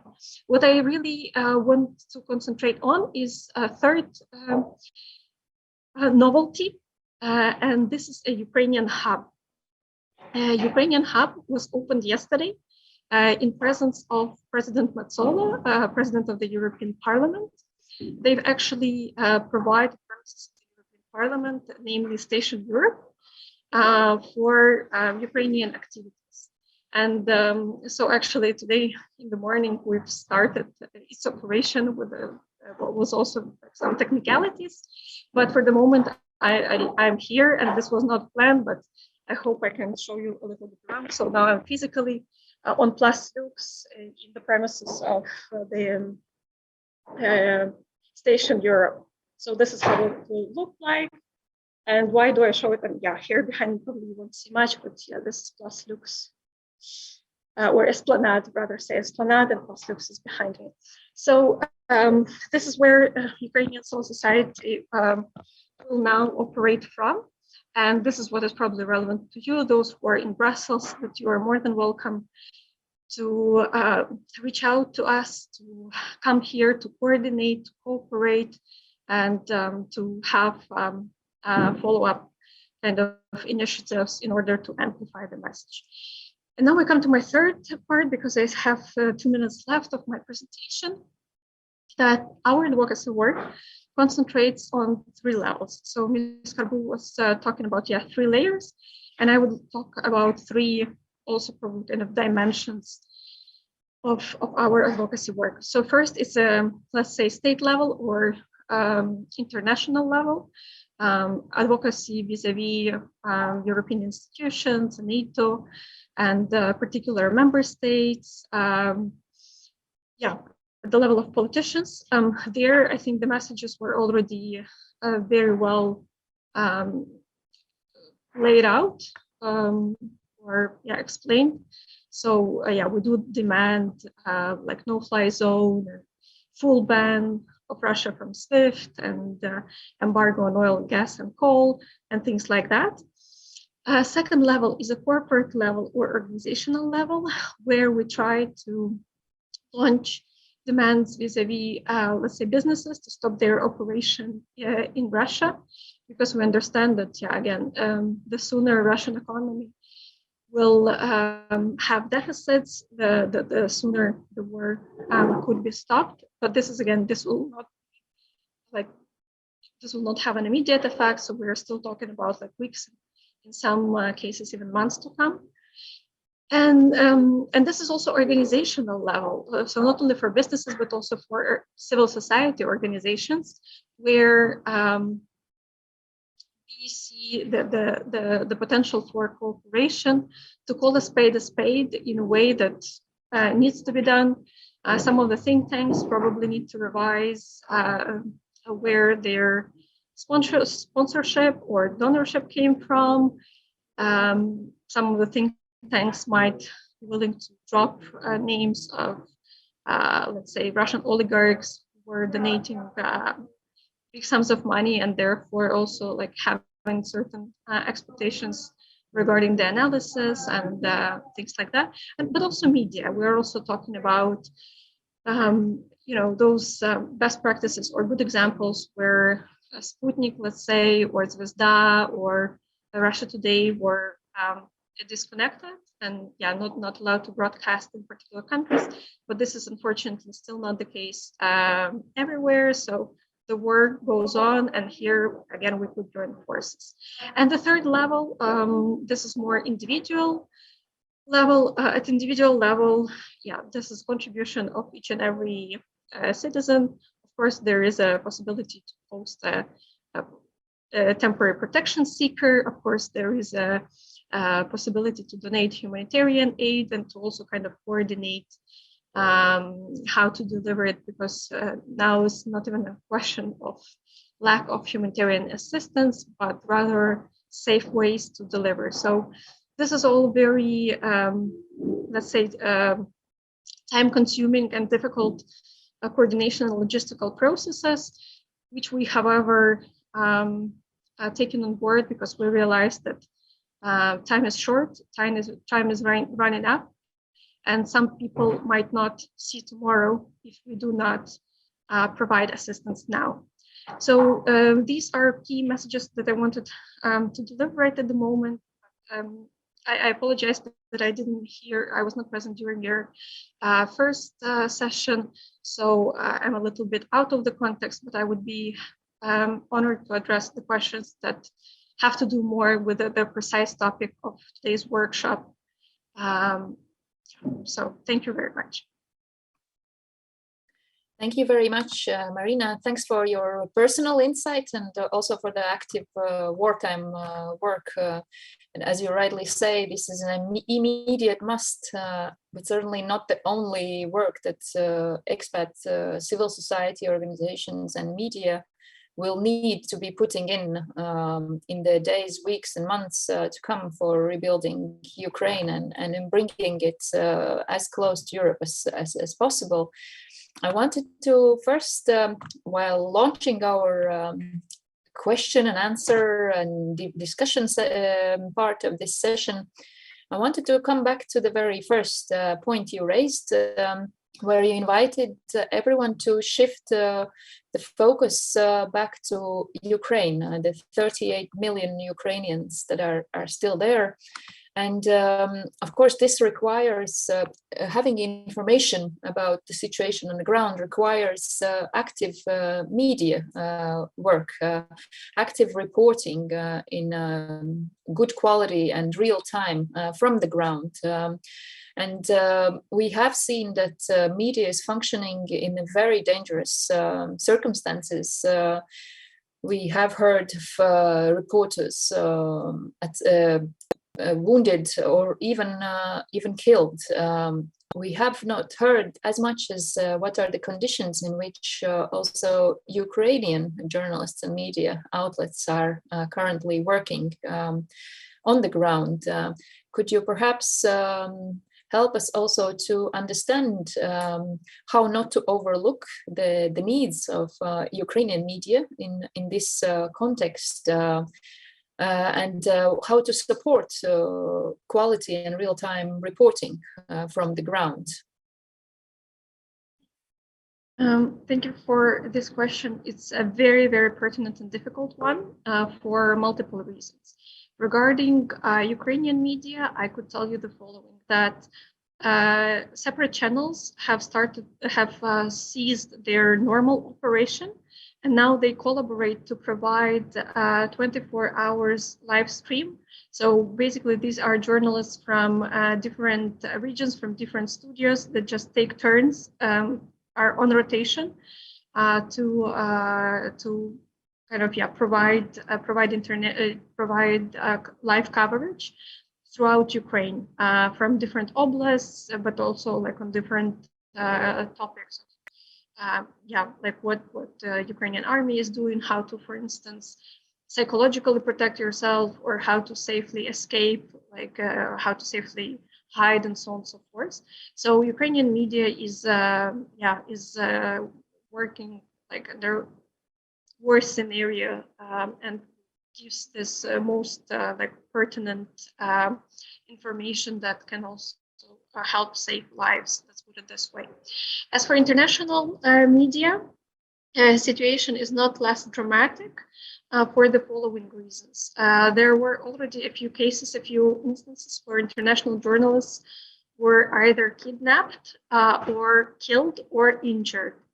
And of course, after these news, I believe most of the international outlets are withdrawing their personnel. I mean, I do not have exact, names or numbers, but this would be like a very reasonable step to protect, let's say, journalists, especially who are not trained to work in war times, but who are just civilian journalists. So that's why it's true that there is now a lack of international coverage from the ground. And most of the coverage that Ukraine gets is from the studios in Brussels, in Paris, and elsewhere, where just experts are trying to kind of explain the situation, which is creating a perverted picture sometimes. So the way out that we see, we've here created, we keep on creating a list of eyewitnesses and a list of, let's say, voices from Ukraine. So we do have people here in Brussels who made it here and who are fluent English speakers who are ready to speak on the camera and to explain what it was like within the last 3 weeks, how it felt to be under bombardments, under shellings, and hearing sirens all the time and going into the basements, what it was to make their ways to the border and then, crossing the border, but not in a sense, again, like how hard or difficult it was, but like what was the security condition, what were the circumstances under which they were escaping. So this is one of the lists that we are keeping and making available to the media. And the other list is people who still remain in Ukraine and who could be got in touch with, and who could also kind of explain what they experience on the ground. These are not journalists. These are mostly civic activists who are, again, hiding. The problem with them is that you cannot rely on live streaming, because if they hear the siren, so the security protocol is to go to the basement. And we never know, again, when and what happens, so we just might lose connection. This is why with these type of people, we prefer to, establish, let's say, a framework where we make a recording and then make it available publicly. But the lag could be 1 or 2 hours, because, as I said, if this is live, there is no guarantee they would be, I apologize, online. So this is a bit the context in which we now find ourselves in. Thank you very much. I also have received a question from our audience. So what would be the best ways to connect with civil society organizations in Ukraine for providing support to the people in Ukraine? Could you perhaps quickly react, Elena, to this? Yes, I would like to react on this issue, but also I would, yes, you hear me, right? But also I would like to bring back our discussion at the policy level, because it's without prior agreements, we both from Ukraine, we actually speak about the key message here. Shift the focus to the main reason, as I put it, or as Marina put it, to focus on Ukrainians inside of Ukraine. but actually we are speaking about the same thing. We need to work together to eliminate the cause.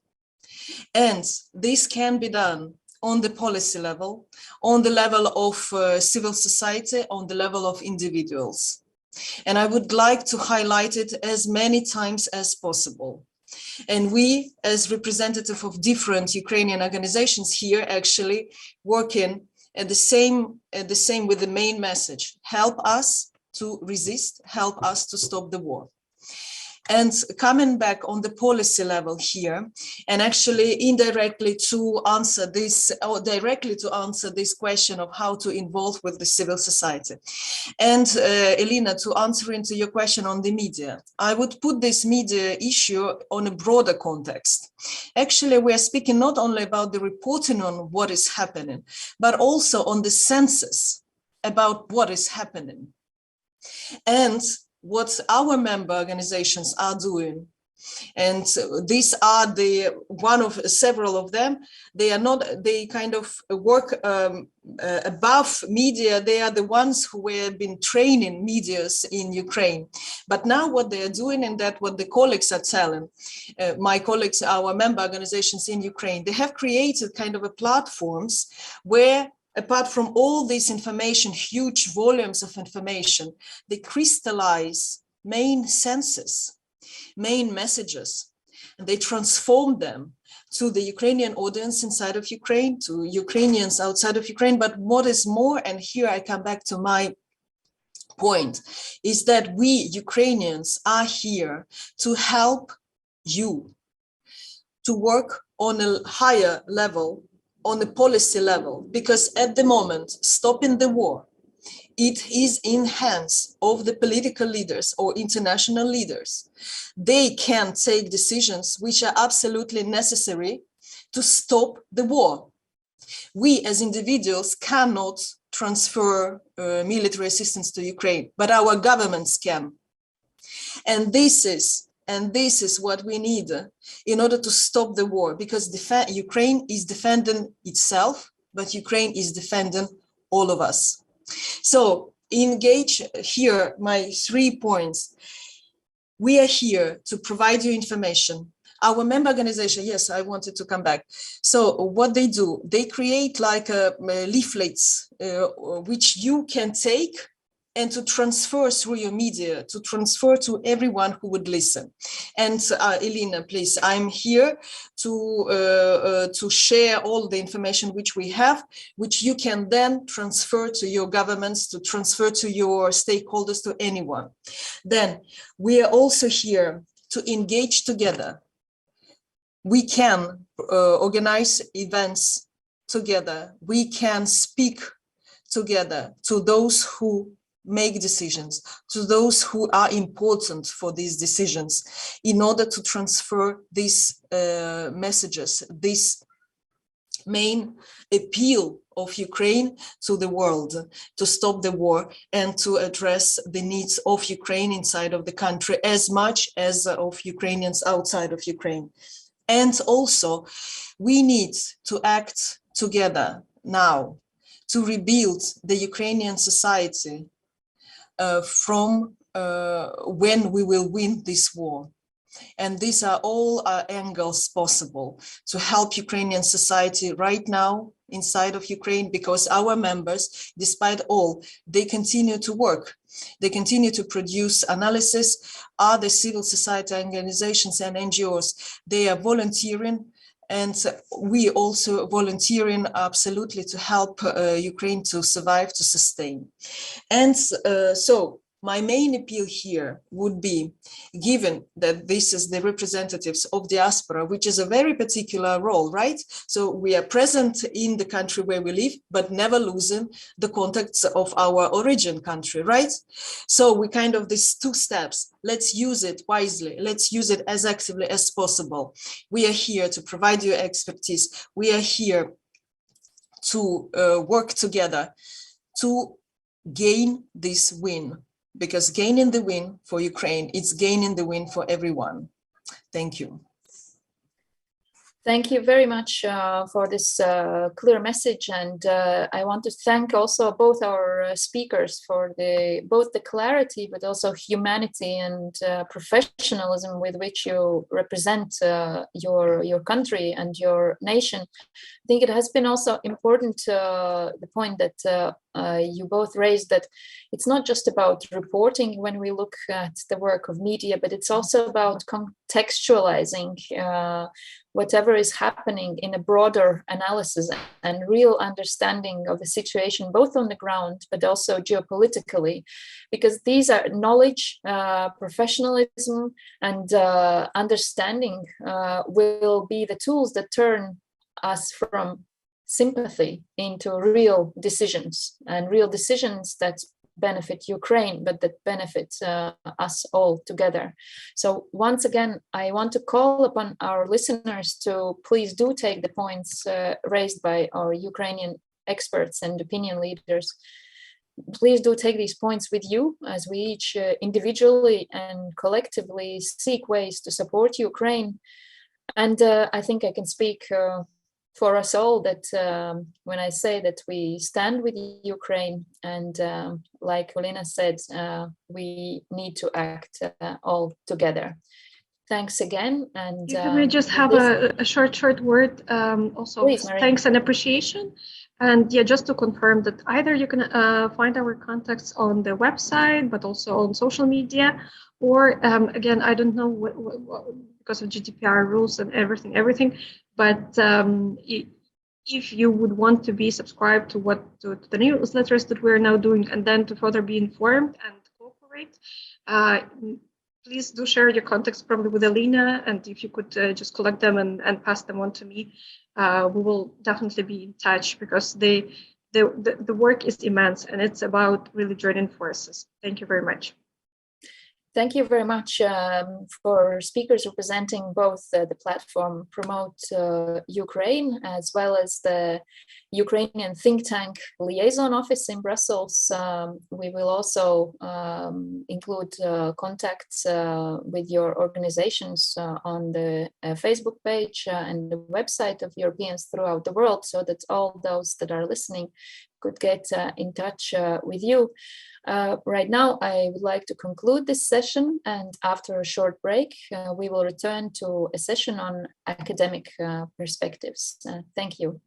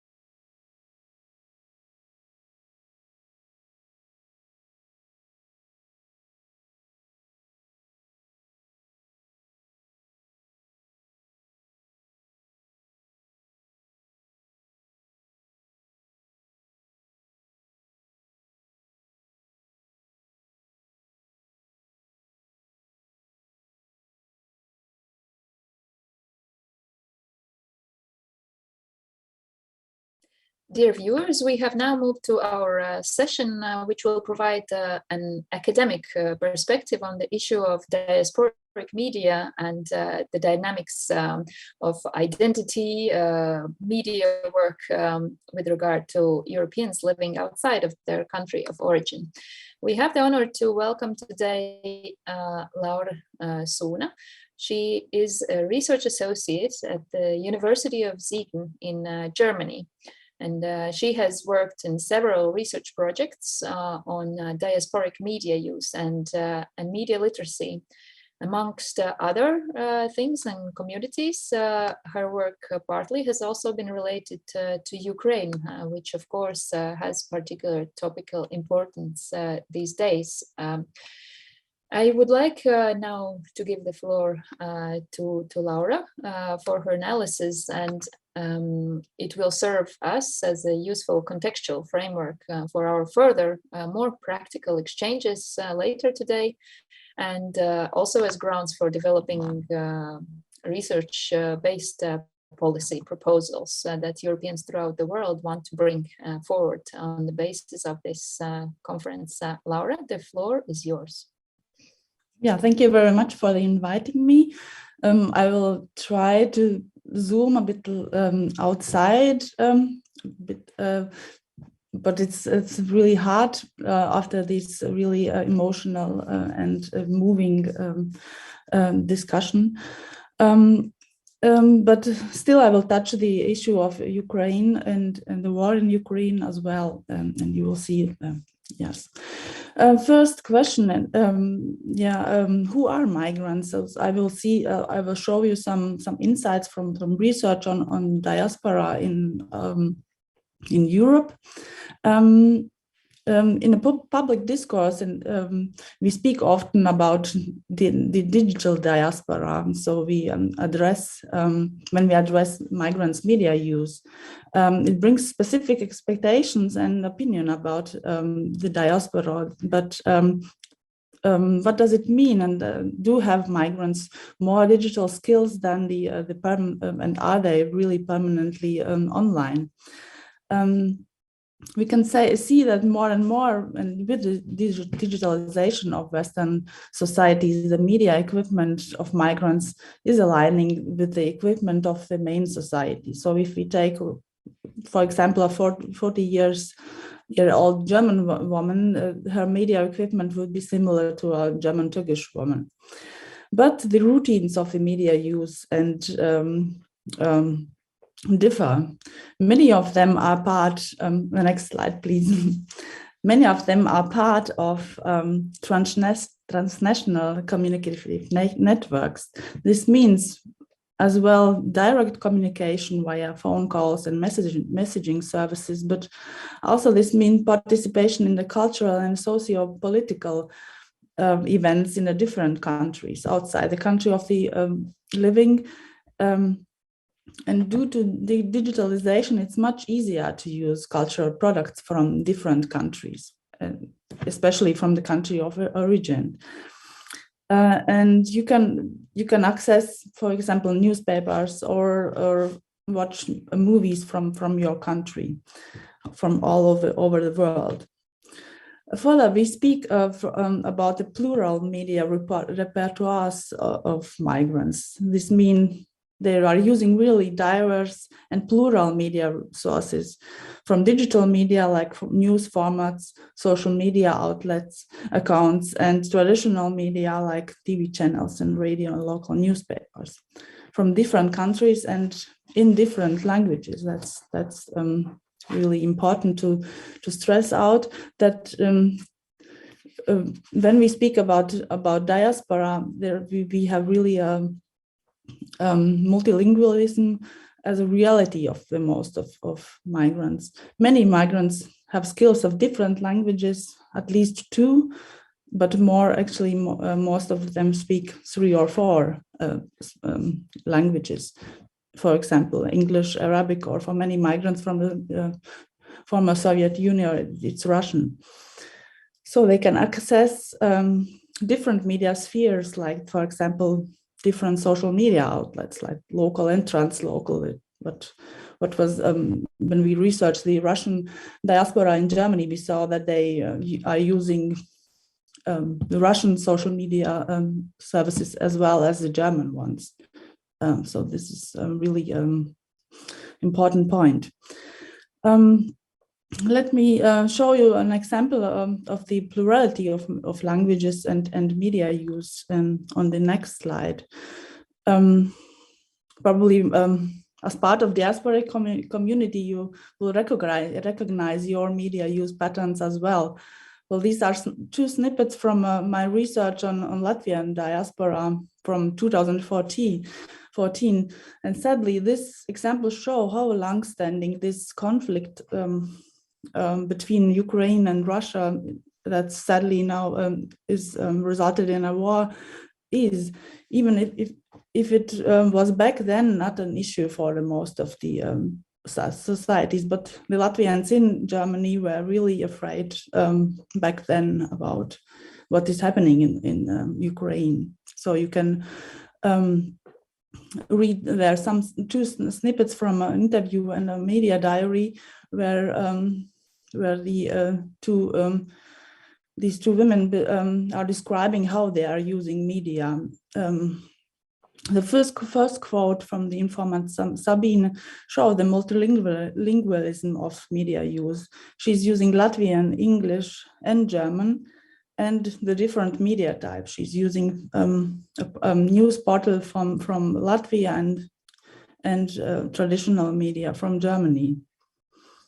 As well, this quote is showing her fear from Russia that is common in the post-Soviet Latvian diaspora and discourse. We see the approval of the belonging as Latvian, and he's here distinguishing herself from others. The second example is of the 49-year-old Olga, shows besides the use of the Russian and Latvian TV channels in how far different media discourses are challenging identities and belonging.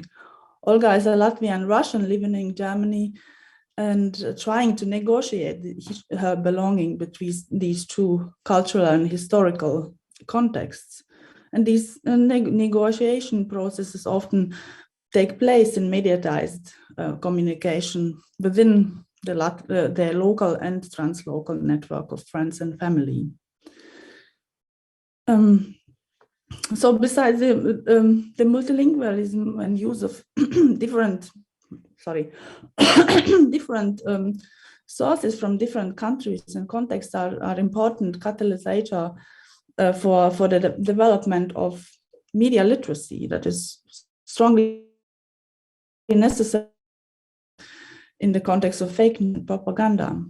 So the last example of Olga shows the power of the comparison. She says that in the Russian TV's discourse is different from the Latvian discourse, and this point that she's negotiating between these discourses shows that yes, she has media literacy, and that could be one point in helping to in the context of fake news and propaganda we spoke about earlier. This brings to my next point. Next slide, please. What does these different media and language use patterns do with migrant identity and how to approach the diaspora in this context? Yes, this might seem a little complex, or I don't know if you can see. Okay, slightly little small. Well, in the migration and communication studies, we emphasize that there is no one diaspora. There are different diasporic communities, and we developed in our research a typology and distinguished different groups, types of migrant groups, which you can address with media, with diasporic media. Even if you can't see the picture, I will explain it shortly. We distinguished three groups. The first we named origin-orientated migrants, which we can say that their subjective sense of belonging marks their life in exile. These migrants name themselves like as Turks in Germany, Latvians in UK, or Moroccans in France, and their media use is also orientated to the land of origin. They use mostly media in their mother tongue and have intense contacts to other like-minded in their country of living. So and they inform themselves really often about culture and politics in their homeland. The second group we called ethno-orientated. The name of this type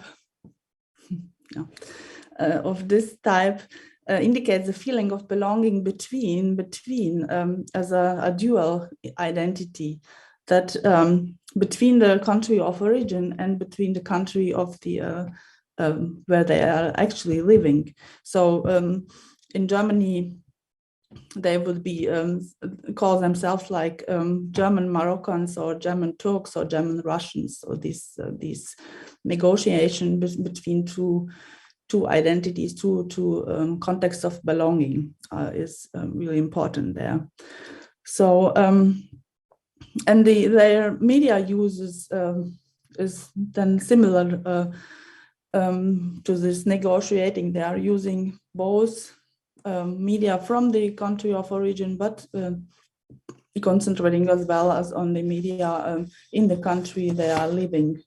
And there have, in difference to the first group, there are strong contacts as well to the local community, not migrant community, so to call. And the third group, we call them world-orientated, and I think it could be the group earlier we spoke about this expat community. These are people who are situated, they belonging beyond the ethnic national belongings. So they are call themselves world humans or Europeans. And they are really transculturally networking using media and connections from different cultural contexts and in different languages. And yes, so if you address diaspora, you have to be aware that your audience consists of these three groups, which particular interests, media use, preferences, and language skills. And in our research, we saw that this, we have to say that our research was before this refugee crisis, so to call crisis. So our research was on migrants who are living a bit longer in Germany as well, and that the biggest group was the second group, these people who are negotiating their identity in between the country of origin and country of living. And the group of world-oriented migrants are rather cosmopolitan, and they really provide a high level of digital literacy. So they are really using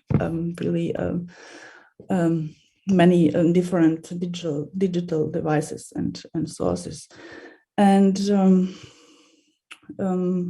yes, and I think that the state propaganda is really working on this first group on origin-orientated people who are only using one type of media and really orientate themselves to the country of origin.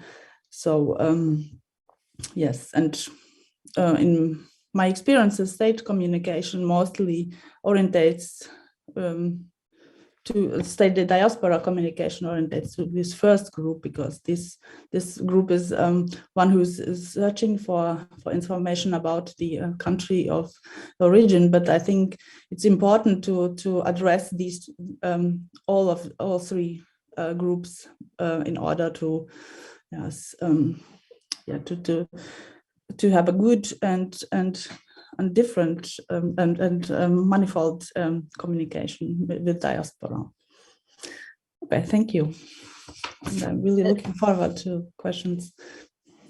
Thank you, Laura. Thank you for this interesting insight and also for the useful structure you've given to what we mean when we actually talk about diaspora in the media context.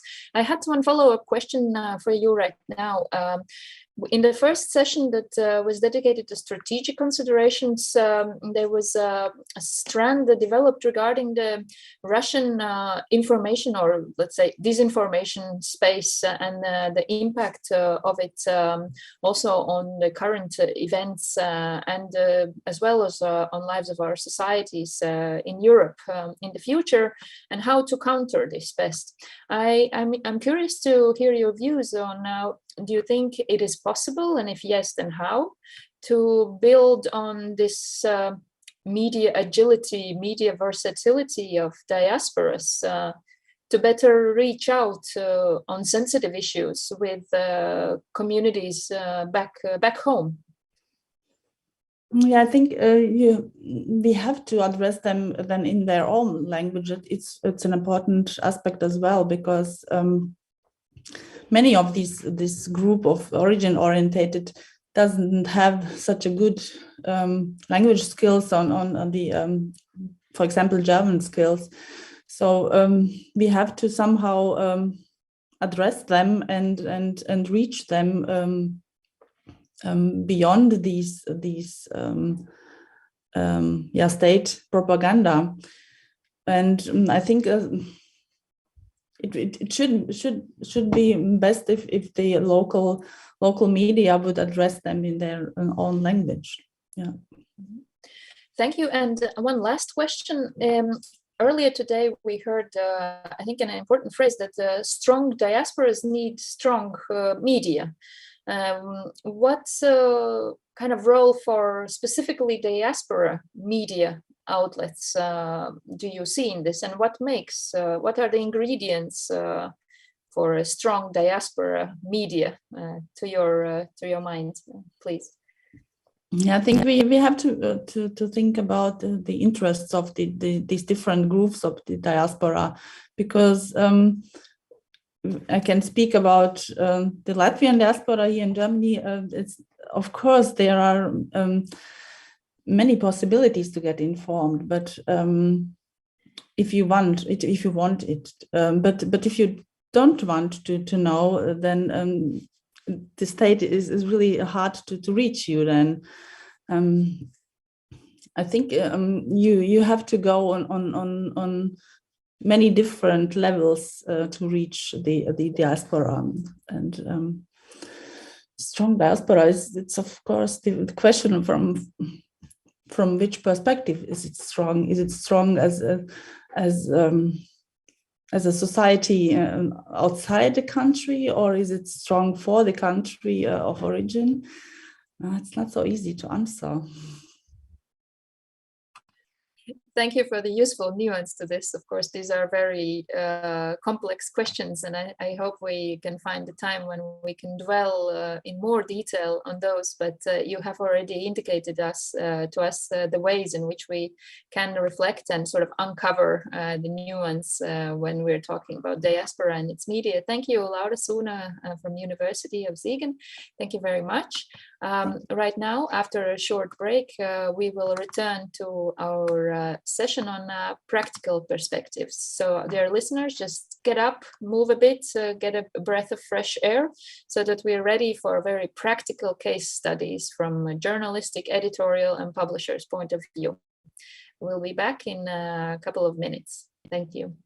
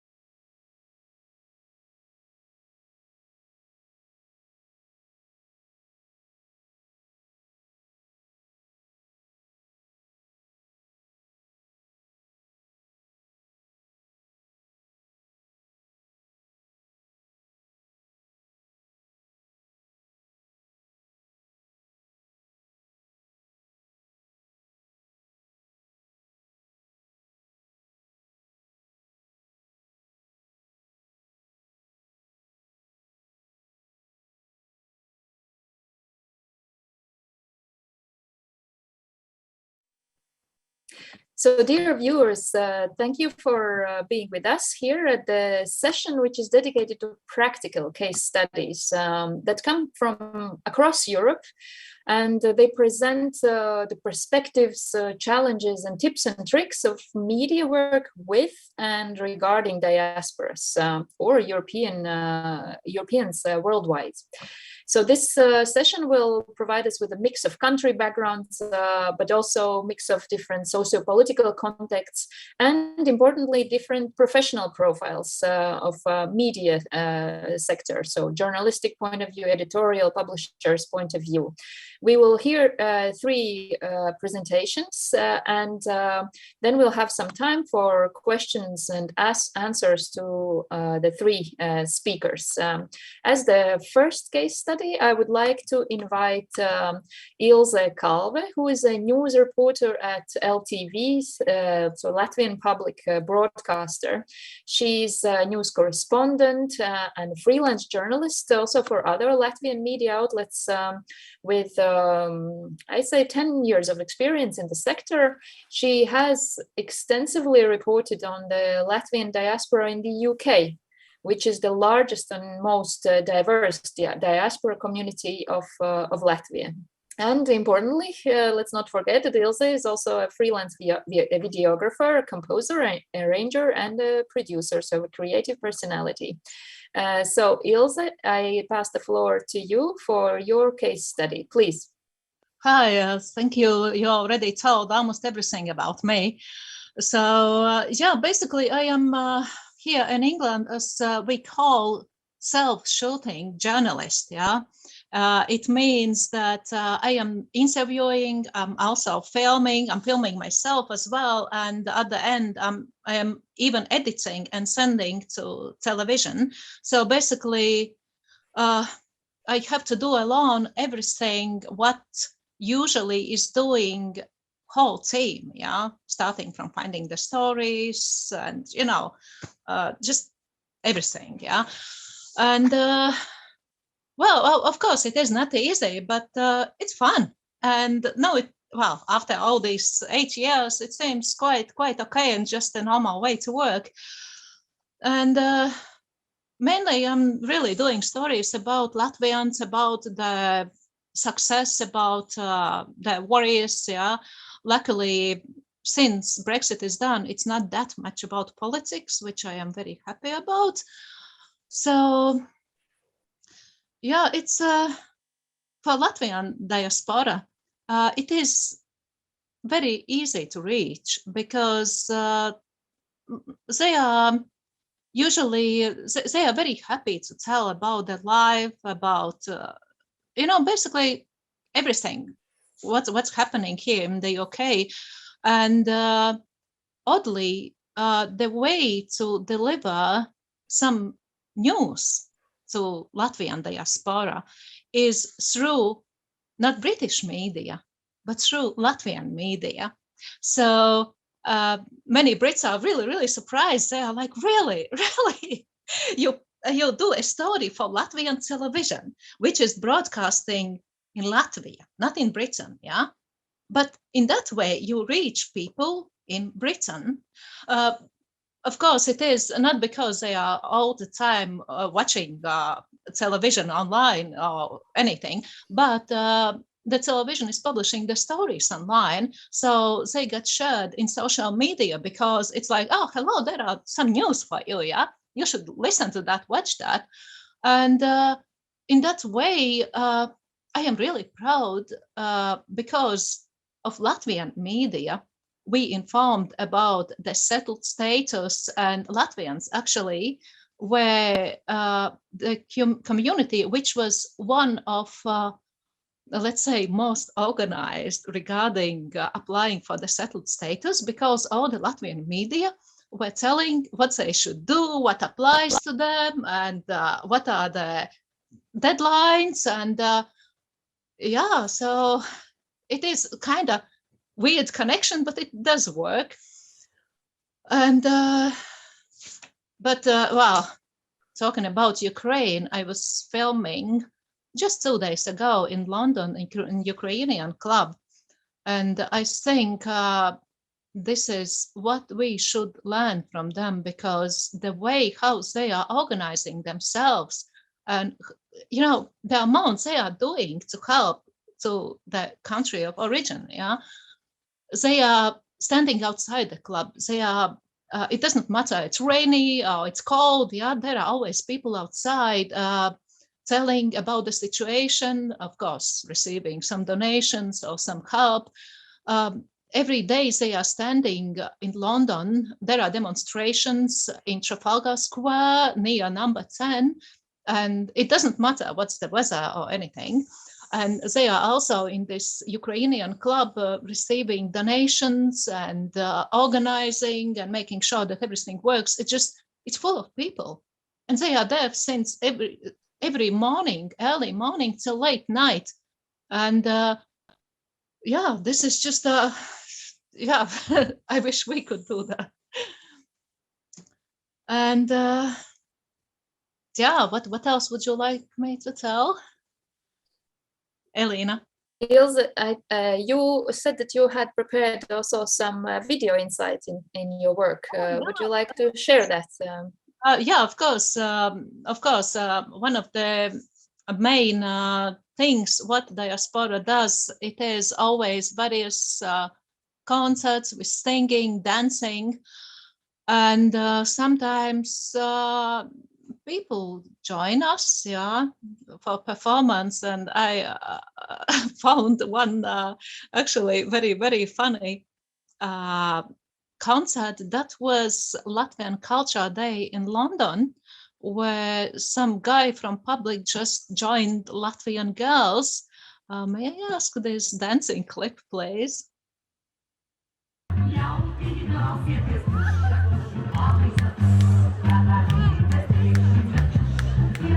Yeah, this guy there, he was dancing there.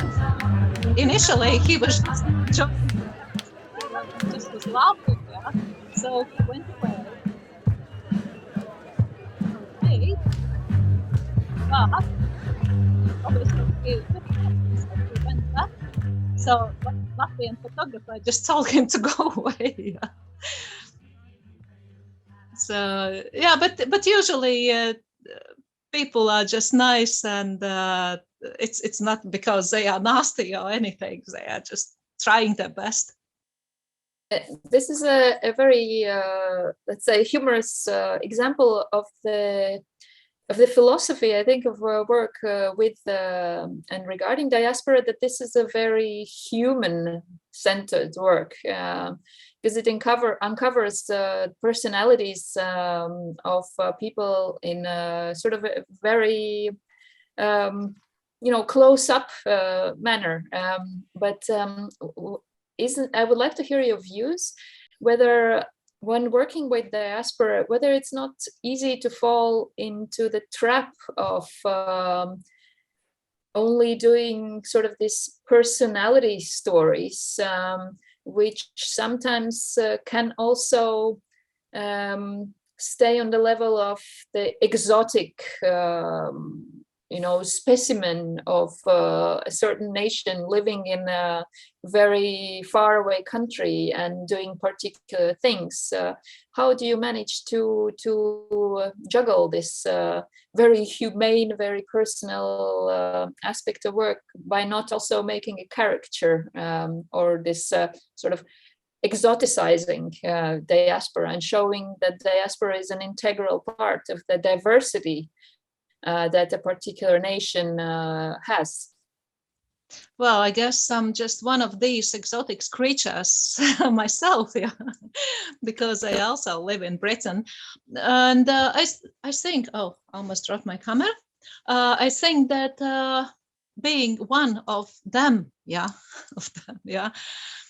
it actually helps not to say that too exotic, yeah, because for me it's just my life, yeah. And sometimes I'm thinking that I am taking it too normal already, because I'm not paying attention to the things which possibly could be like exotic for other people, yeah. For me it's like normal, yeah. So So yeah, but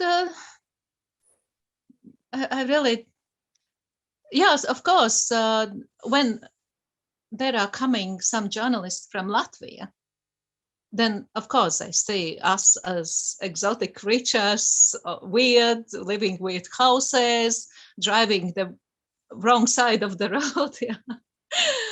and all that stuff, but yeah, just trying. So I think it's an important point also, this reporting from within a community that also helps to reflect that community's particular perspective and sort of not looking at it from outside as mainstream media might sometimes risk doing. But thank you very much for your key points that you've made and transmitting the sentiments of your work. I would like now just to put you on hold and move on to our second case study and leave the time for questions and answers after the 3 case studies. I would like now to turn to Daiva Lapinaite. She's the co-founder and editor at Pilietybė, which is a Lithuanian online platform sharing news, promoting debate and initiatives for active citizenship globally. So I liked your motto, which is from the passport to the mindset. And Daiva is, as far as I know, based in Italy, and she's also a freelance correspondent from Italy for the most important Lithuanian newspaper and for Lithuanian public radio. And she has published more than 2,000 articles on all kinds of topics. So she has a very rich background to draw upon for our today's session. Please, Daiva, the floor is yours. Thank you, Elena, and thank you for introducing me so well. A really very hello to everyone, and I'm really great. It's a great honor for me to take part in this so much needed webinar, and I really thank the organizers for the opportunity given to me to present the Lithuanian perspective. As Elena introduced, I am a Lithuanian journalist based in Italy, and I live in Italy for 20 years. And for all these 20 years, I am working as a freelance journalist for the main Lithuanian media, public and commercial. And as Elena said, national Lithuanian radio and television, and some biggest Lithuanian newspapers and news portals. Also living here in Italy, I am an active member of Lithuanian community in Italy. I was the editor of Lithuanians in Italy news portal, and now I am a co-founder and editor of active Lithuanian diaspora platform Pilietybė.lt. Talking about Lithuania and this diaspora situation, Lithuania is the country of 2.8 million people and has experienced many waves of emigration during the history, and has a really huge diaspora. It is estimated that about 1.3 million people, Lithuanians and people of Lithuanian descent, live outside Lithuania, and that is about a third of the Lithuanian nation. So it is really a huge audience, a huge power that can be a huge and powerful value for Lithuania and also for Europe. In fact, Lithuanian diaspora was particularly important in Lithuanians' freedom case during the liberation from the Soviet Union, and the mobilization and the contribution for the restoration of independence in Lithuania in 1990 was extremely significant. However, in the last 30 years, the attention to diaspora in Lithuania was quite poor, and there was really the lack of consciousness of diaspora as a powerful tool in various directions, from economics to culture, from science to sports, and from soft power to political influence, and many more, as well as how is very clear now in today's context that a strong and engaged diaspora can be really as the guarantee, as the insurance of the state's security, even in the darkest scenarios. It can be said that only in the last few years, Lithuania started really to value diaspora and to pay more specific attention to it. And one of the examples is the Global Lithuanian Department created in Lithuanian Ministry of Foreign Affairs.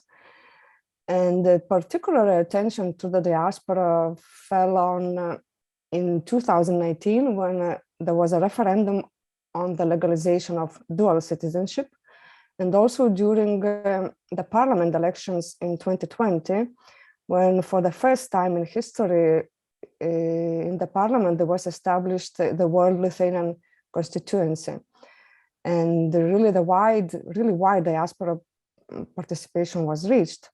And here I want to emphasize that such an active participation of the diaspora did not happen by itself, did not happen by accident.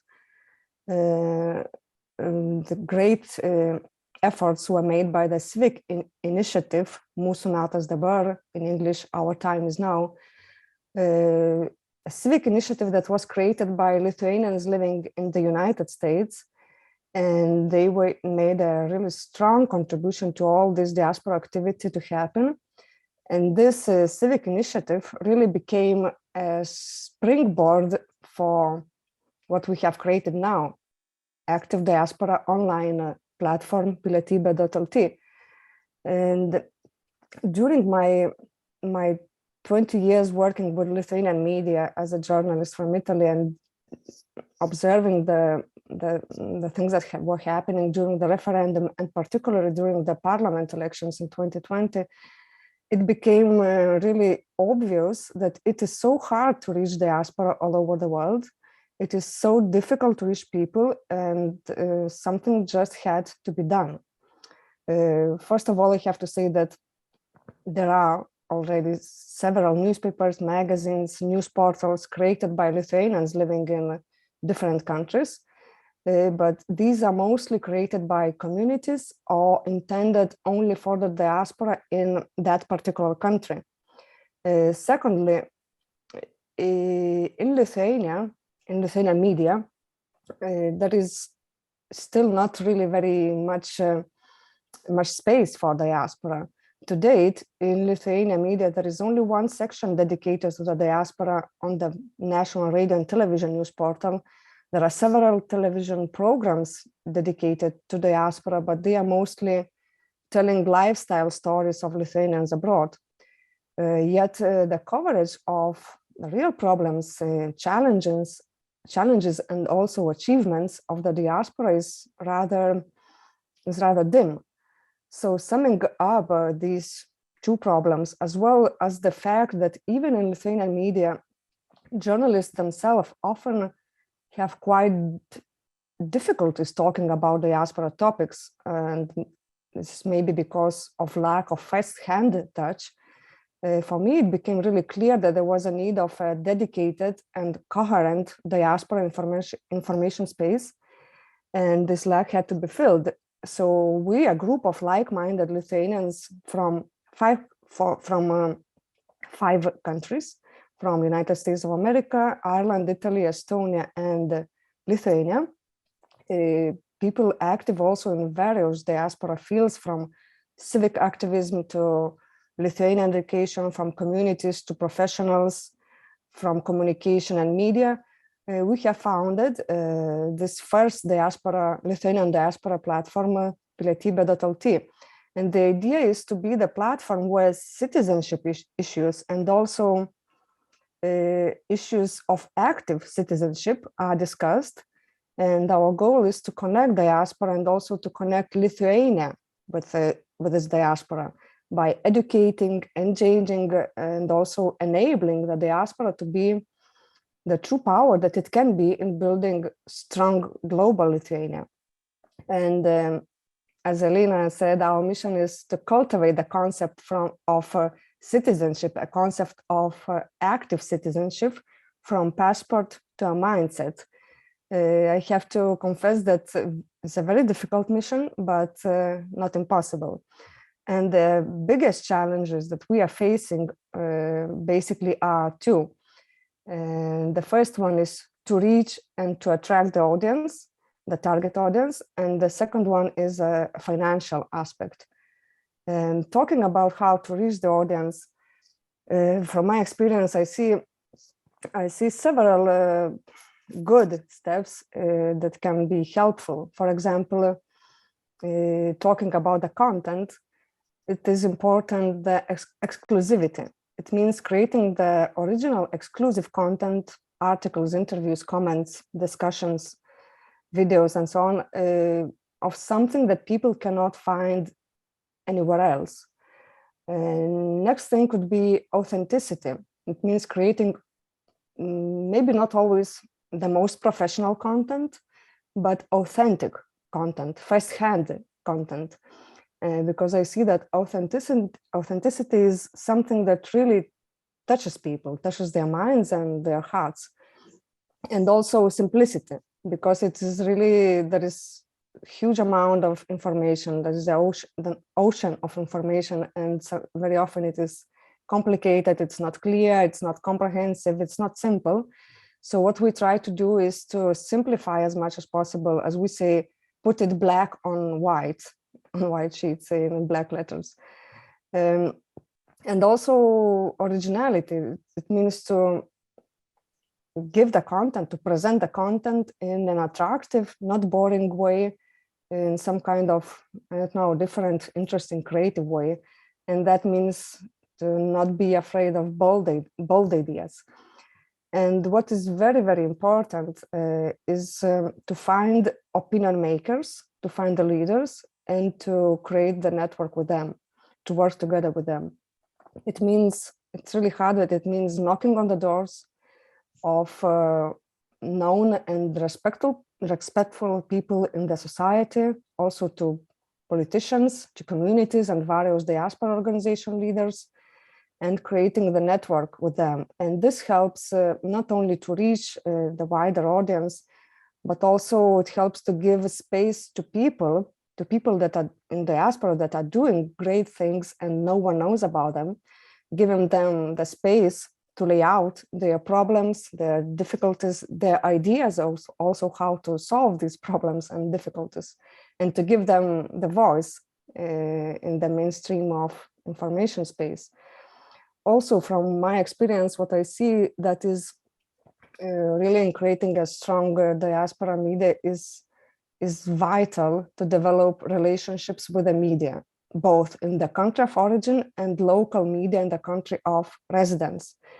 And this, of course, is not easy. It requires being attractive to media, which means being credible, being interesting, and being of value, being valuable. And from our active diaspora platform, Pilietybė.lt, I think that the main strength points are two, because this platform is not only new, but it is also the first platform of this kind who tries to not only to talk with one kind of diaspora, but tries to unite the whole Lithuanian diaspora and to tie and strengthen ties between Lithuania and this diaspora. And secondly, the founders of Pilietybė, as well as our net of collaborators, are real professionals. They are trust experts in their field, and they have a network of contacts, and they also have the strong first-hand touch with diaspora. And maybe talking about some practical tips and tips, what I would not suggest is to try to cover everything. There are endless topics, endless things to do, endless things to talk about, but it is impossible to cover everything, especially without significant resources. And therefore, it's necessary to refine ideas, to set very clear direction, to very clear strategy, and follow it, not to be distracted, follow it, shortly say, to find your niche. And one of the best practices that I I could share is apart from creating a high quality, authentic, clear, and interesting content, is being able to react quickly, promptly, and professionally to hot topics. Hot topics, I mean hot topics in the country of origin, in the country you are living in, and also relevant to diaspora. For example, Pilietybė.lt gained really high visibility when Lithuania was facing the hybrid aggression from the east this summer and in the autumn with the migrant migration.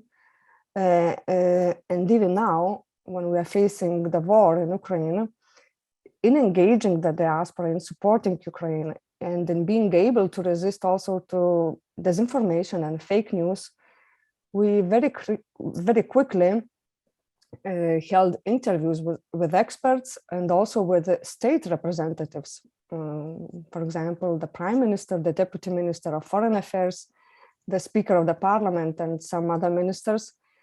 And I think it is so critical clear that a strong and empowered diaspora around the world can be really the hope of the state, the security of the state, even in the darkest scenarios. And in conclusion, I can say that from my experience, I see that the most important thing is to work with quality, keeping an eye on simplicity, authenticity, on credibility, to create a network with diaspora leaders and diaspora and country of origin, as well as country of residence media, keeping in mind that what you're doing doesn't have to be lovely to yourself. You have to be interesting, you have to be useful, and the most important, you have to be of value to your audience and also for the media. So I have to say that for Lithuanian diaspora, sadly, it is still not an easy path, not at all, and especially without a proper financial support. But I see that steps forward are in progress, and the webinar today is one of these important steps forward. And because, as Laura before stated, strong diaspora needs strong media, and there is really still a lot work to do. Thank you very much. Thank you very much, Daiva, for your practice-based clear guidelines. I think that are relevant for many diaspora platforms, media outlets. Coming from the Latvian diaspora organizational context, I recognized many of the challenges, and actually the tools or the approaches you found as those that our media outlets are now currently also exploring. So we will have time for questions a bit later, but I couldn't resist now using my moderator's privilege to ask one question, because of course, you referred to the fact that in order to be relevant or valuable rather than lovely, as you put it, diasporic media needs to be professional, needs to react quickly and provide quality assessment. And this all stands true, but how do you find a resource base for this? What is your model for actually doing this work and supporting the quality requirements of it? Well, frankly, the main resource is value-driven people, because still for now, for example, Pilietybė.lt, we talking from financial support, from financial resources, it is very, very difficult to find them. It is very, very difficult to attract them. There are Lithuania and the government of Lithuania, especially the Global Lithuanian Department, they have some programs where you can apply for the projects to be financed, but it's really a drip in the ocean. And our main resource is, as I said, value-driven people who are doing what they are doing not for money, but because they believe in this, because they are capable in doing this. And really, I think we are very lucky in Pileti, but we have found a group of people that are this like mindset. Thank you. So actually doing this civic mission requires people that have this civic sense of mission of service to values. Well, I hope that last session today will provide us insight into more financial tools that could also support these civic mission driven people. But for now, I want to thank you, Daiva, and pass on to our third speaker. I think a very important and interesting case study due to its growing European dimension. So our third speaker will be Claudia Del Pero, and she's the founder and editor of Europe Street News, which is an online magazine on citizens' rights in the European Union and the UK. And Claudia is based in London, and she created Europe Street News after the Brexit referendum to cover specifically the topic of EU citizens' rights. And she also regularly writes about European Union for other media, since she's a journalist specialized in the EU with 20 years of experience in public affairs and communication, not just in Europe, but also in China and Africa. So we're very happy to have you here with us, Claudia, and to hear your case study. Please, the floor is yours. Thank you very much, Elena, for this introduction, and also for the opportunity to talk about Europe Street News in this important event. And I really hope that the experience of Europe Street will also bring some ideas and proposals that can be considered for the entire group of participants. So, as you said, Europe Street was born in 2016 after the Brexit referendum, because I thought there was a need at that point to address specifically the issues emerging in terms of rights of EU citizens in the UK and also British citizens in the EU, especially after the referendum, during the referendum campaign and immediately afterwards. The media were focusing pretty much only on the political aspects of the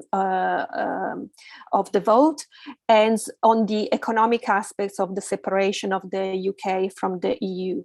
But there wasn't much really related to the rights of the people affected. And so I thought there should have been a reference point, let's say, where people could follow how the negotiations were evolving in a very practical way on how things would change for the people most directly affected. There were other considerations in that as well. So as it has been discussed, for people who live in another country, now in this case we talk about another EU country, the media, the reference media are a little bit are the local media and also the media of the country of origin. But at a general level, it's very hard to find this sort of granularity of information, how things are changing in terms of individual rights in this sort of media, which are very general and cover the broad topics. So that's why that was a reason also for the creation of Europe Street News. Just to provide a little bit of perspective in terms of numbers, the reference number now is that there are 18 million EU citizens who live in another EU country. At the time of the Brexit referendum, when the UK was still part of the European Union, this number was higher because there are a lot of EU citizens who live in the UK. So I think it was around 21 million people, mobile citizens. And of these, 1 million is based in London. So we can talk about the largest European city in terms of like EU citizens living in one specific place. But also it should be considered that 1 million, it meant like one EU mobile citizen out of 20 was based in London. So a very large community based here. We analyzed this audience from a demographic perspective, and we found that EU mobile citizens tend to be younger than the average population in the country where they live, and on average more educated and with a higher rate of employment as well. So that makes this group particularly interesting in a way from an advertising perspective, which could be a key source of income for diaspora media. But they're very diverse and very fragmented as well. So it has been mentioned, there are media covering, addressing this type of audience in the different EU countries and at different level in English or in national languages.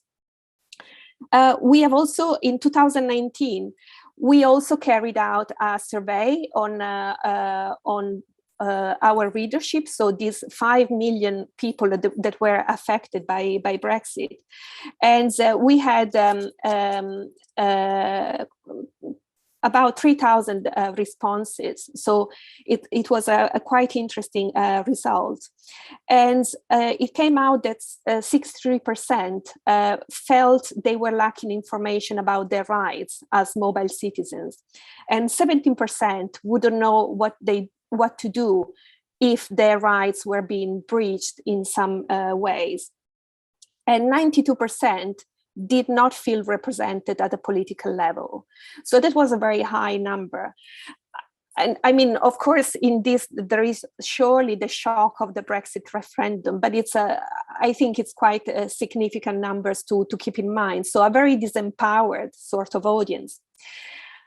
We also found, quite surprisingly, that 43% of the respondents had actually lived in 3 or more countries. So again, a level of mobility, which is not about moving from one country to another, but it's really mobile across countries. And so even more difficult to capture from a media perspective.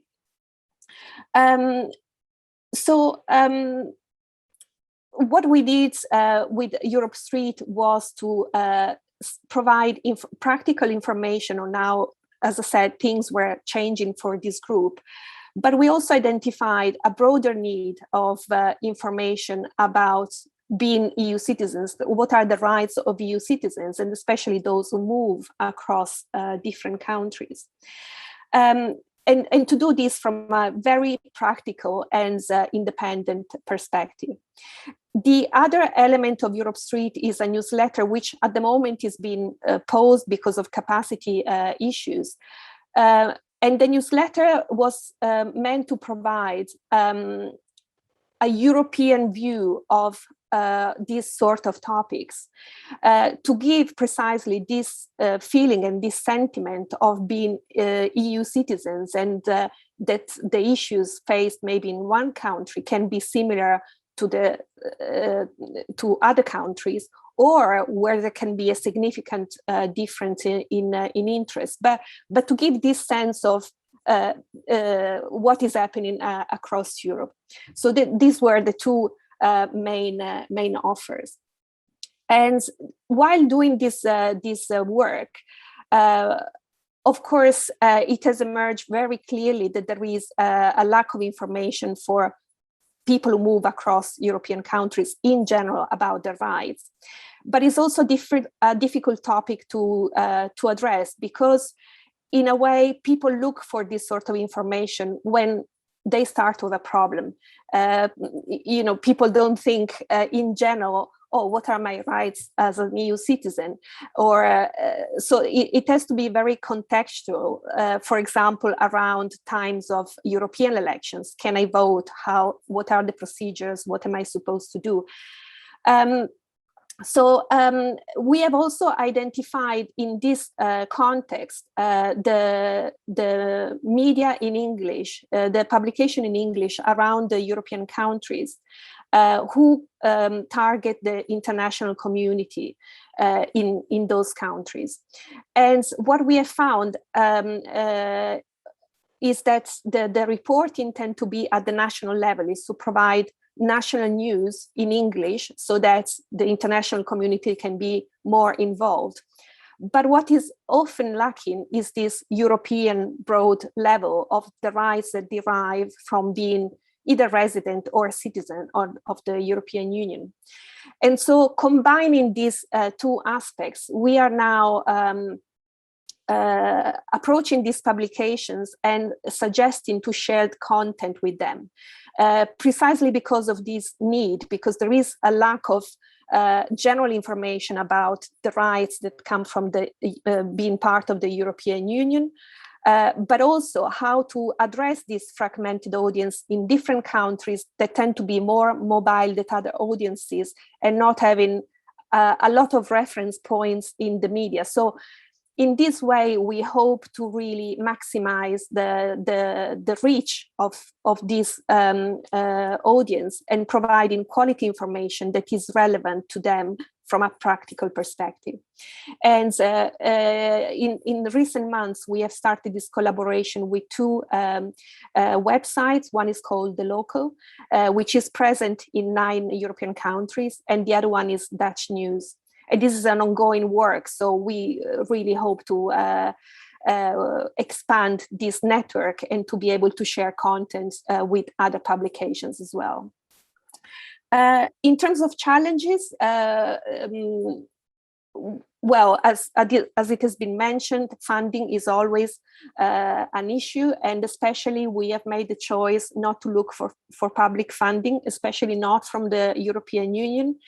Although this was suggested multiple times, but as you were saying before, in the context of the UK and in the context of Brexit, having funding from the European Union will undermine the credibility in a way of the project.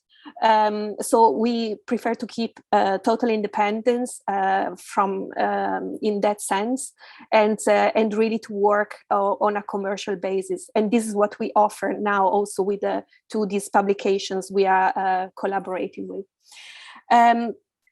The other challenge that I found is finding the expertise on EU affairs. Usually, it's quite common for small media operations or startups in general to work with quite junior people or even students who look to have experience and build a portfolio. And for us, this has worked on certain issues, but not really in terms of writing articles. Because a certain level of expertise on European affairs is really necessary to provide this information, which is very specialized, but it has to be also very practical, as I said. And so from this point of view, I think it would be interesting from the EU to maybe fund information programs for journalists on how the EU works, because this will provide this broad basis of competence and skills that then can be put to the service of different publications at different levels. And of course, for anything that is related to communication and media around Europe, languages are always a bit of a challenge.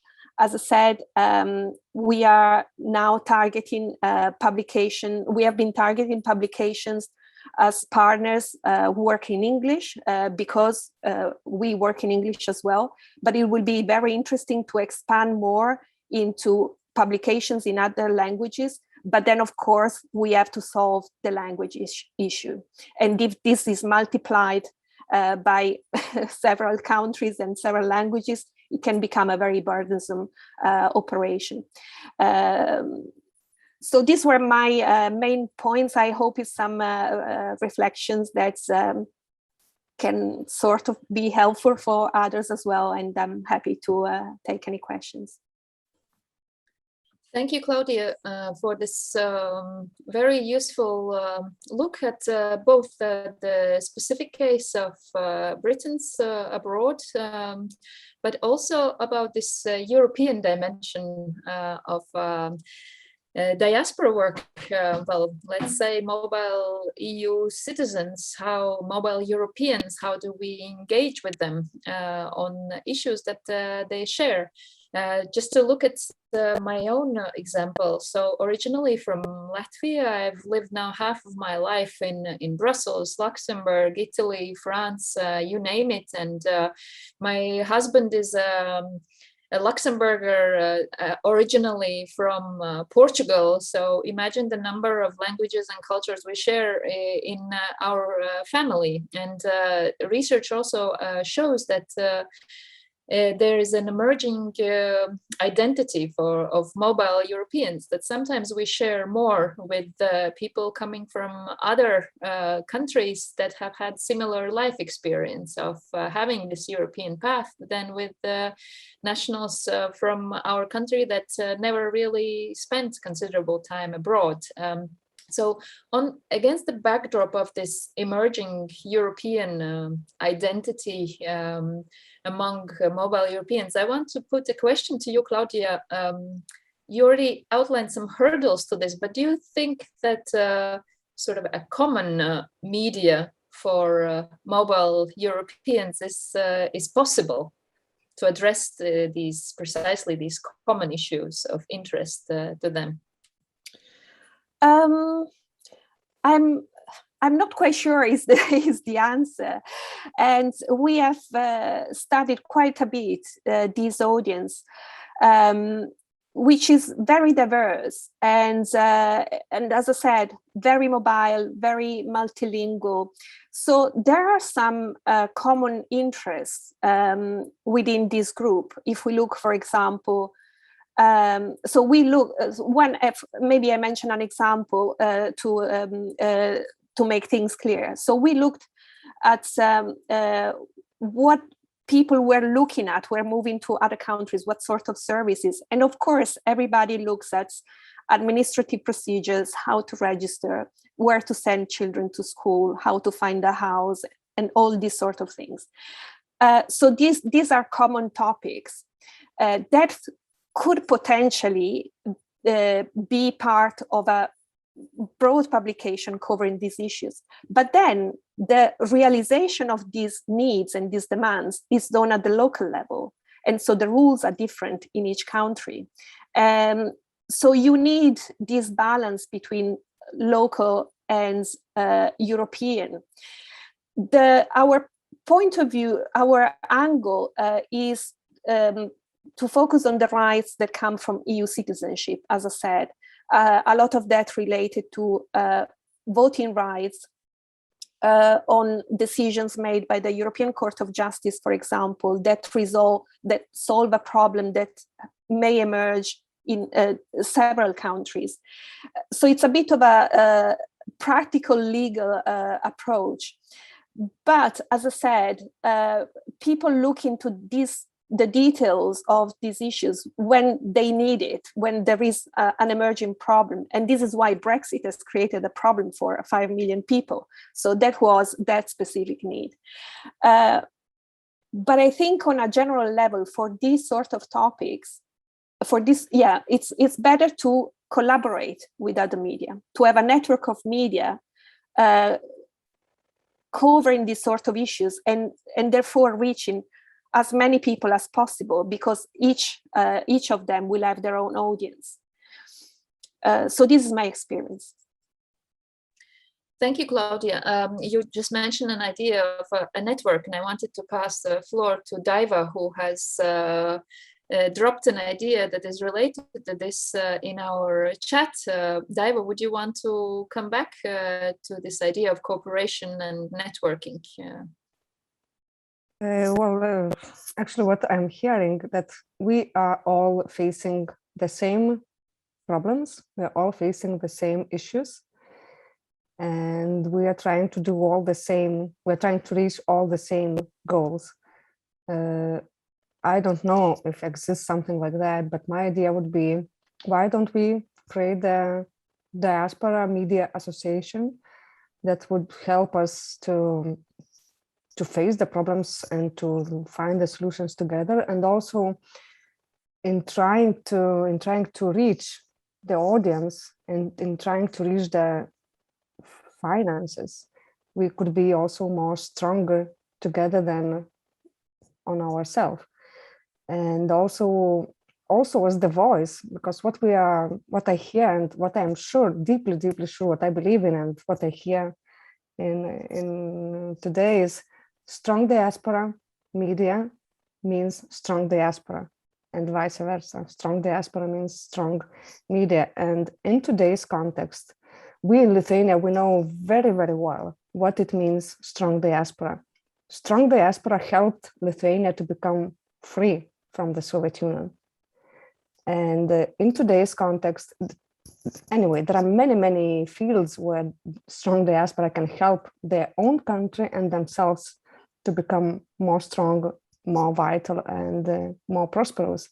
And especially in today's context, when we are facing the war in Ukraine, and we see what the diaspora, Ukrainian diaspora, and also other countries' diaspora, Baltic states and the Polish diaspora, what they are doing in every country is incredible. So what I am absolutely sure that the real power is inside the people, but many people just don't know how, don't know where, and are not able to realize the potential that they have. So uniting in some kind of association, as I said, the Diaspora Media Association, just the name that came popped up. I don't know if it's a perfect name, but it popped up right now. I think we could really make a bigger impact together. We could reach more audience together, and we could have more resources, finance resources and human resources to do what we are trying to do. Thank you, Daiva. I think there's no better way to conclude this session than with these key messages that we just heard about being stronger together by networking, by cooperating, and also by mobilizing the power of diasporas to the benefit not just to our countries of origin, but also to Europe as a whole. And I want to thank each one of you for the work that you're doing in this regard. So by building these little blocks, by building the networks and building the connections, the human connections and information networks that help tying diasporas together, but also bringing the European dimension to what we're doing. Thank you very much. And I think that we have a very important session remaining, which will tackle the resource challenges that we also heard in this session. So for all our viewers, just hang on a couple of minutes. After a short technical break, we will be back with our last session, which is dedicated to financial perspectives. Thank you and see you soon.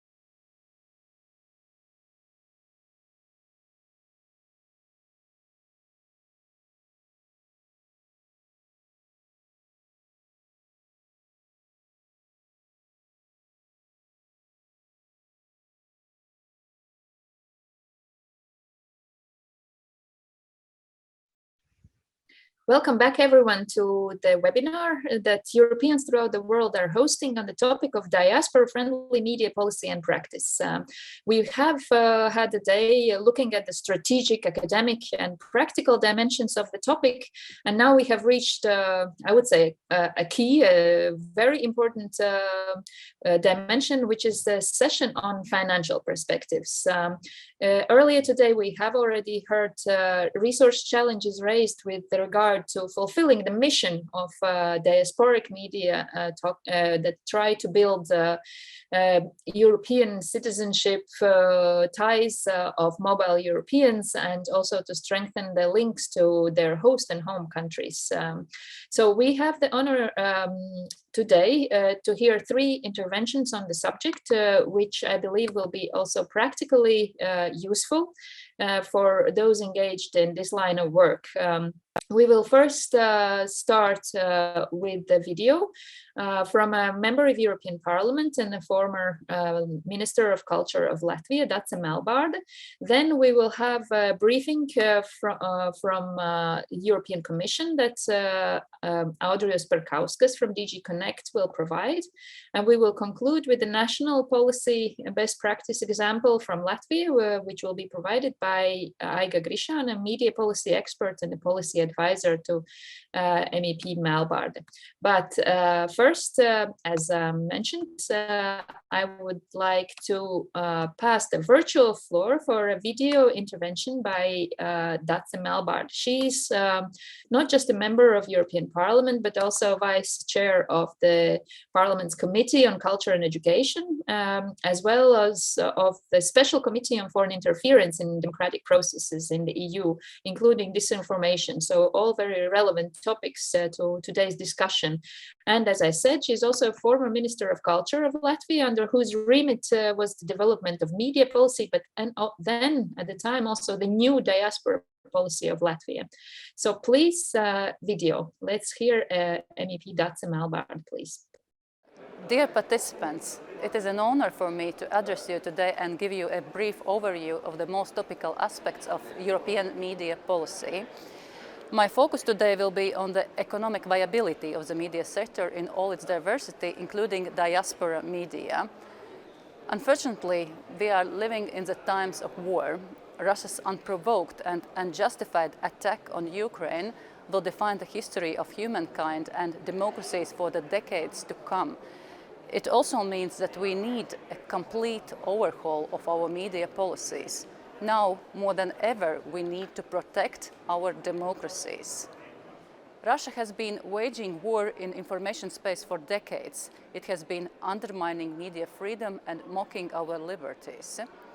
The time has come to put an end to Russia's information operations, and at the same time, we need to strengthen our independent media ecosystems more than ever. Democracies cannot exist without professional journalism. Thus, we must do everything not to lose quality journalism that has been hit hard by the digital transformation, the pandemic, and now the war. Media freedom, safety of journalists, economic viability of the sector, and trust in media have been deteriorating around the world and, unfortunately, also within the EU for the last decade. The media ecosystem was already fragile before the pandemic, and there are real risks to media plurality. Moreover, the COVID-19 pandemic has deepened existing problems. To put this simply, global giants have essentially destroyed the media existing business model. It means that traditional media lack the resources to produce quality content. They also lack investment for digital transformation that is essential in order to be able to compete with the same giants. We must also acknowledge that the media that operate in smaller markets, in smaller countries, as well as local, regional, cultural, and other niche media, including diaspora media, face additional challenges. These markets are simply too small to operate an economically viable media business on purely market principles. Moreover, in some member states, such as the Baltic states, there are also very high geopolitical risks arising from Russia's interference in the information space. And this is why media freedom and the safety of journalists has been one of the European Union's priorities in 2021 and will be for the years to come. European media policy is currently at a turning point. Whereas before the COVID-19, the focus has been limited to copyrights and audiovisual sector. Support mechanisms and regulations are now being introduced on a wider scale. We have agreed that all the media, television, radio, press, online, need targeted financial support and favorable regulation in the online domain to ensure that we don't lose out any quality and diverse journalistic content in this age of digitalization and disinformation. There is already an EU action plan, European Media in the Digital Decade, in place. And this year we will work on a completely new legislation, the European Media Freedom Act. For the first time ever, the EU foresees earmarked support for the news media industry. There is a new cross-sectoral strand in the Creative Europe program. In addition, the Commission has launched the News Initiative, bringing together existing and new funding opportunities for the media under one umbrella. More support for the media sector is also available under the EU programs Horizon Europe, Digital Europe, Erasmus+, and others. I must say with a regret that there are no specific funds earmarked to diaspora media yet. This is something we must strive for, and there are good examples available, including from my home country, Latvia. As a Minister for Culture, some years ago I launched Latvia Media Support Fund. This fund from the very beginning had earmarked financing for diaspora media and also for content on diaspora issues. Looking more broadly, the level of EU media support altogether is clearly not sufficient. This is why in European Parliament's Committee on Culture and Education, I and my colleagues worked on a report on Europe's media in the digital decade. The European Parliament on 20th of October last year adopted this report, and in it we call for further decisive steps to strengthen the news media industry. We call for the establishment of a new permanent EU news media fund with adequate funding. It is important to note here that any provision of public funding to the media should be based on the arm's length principle guaranteeing full editorial freedom. In this regard, I was truly happy to read the program of the French presidency of the Council of the EU. One of its priorities is a plan to create a European support fund for independent and investigative journalism. Moreover, the Parliament's report highlights the need to ensure that the global digital platforms like the media pay their fair share in taxes. The EU is currently working to establish a 21st century tax framework, and it is essential that part of this revenue from global platforms returns to the bloodstream of news media industry. Investing tax revenue back to the European news media ecosystem would only be fair, since for several years now it is the media that have been facing disproportionate economic impact. As advertising money flows mainly to the global non-European players who don't duly invest in the European content. To conclude, in the European Parliament, they emphasize that the economic sustainability of the media sector is a prerequisite for freedom of expression. And we must jointly do everything we can to ensure the financial viability of our diverse news media, including our diaspora media. I thank you very much for your attention and have a really good day and conference. I have to thank now Dace Melbarde for this useful policy dimension and future perspective of steps envisaged to strengthen the economic sustainability of European media sector, which also includes, of course, the diasporic media that we're particularly focusing on today.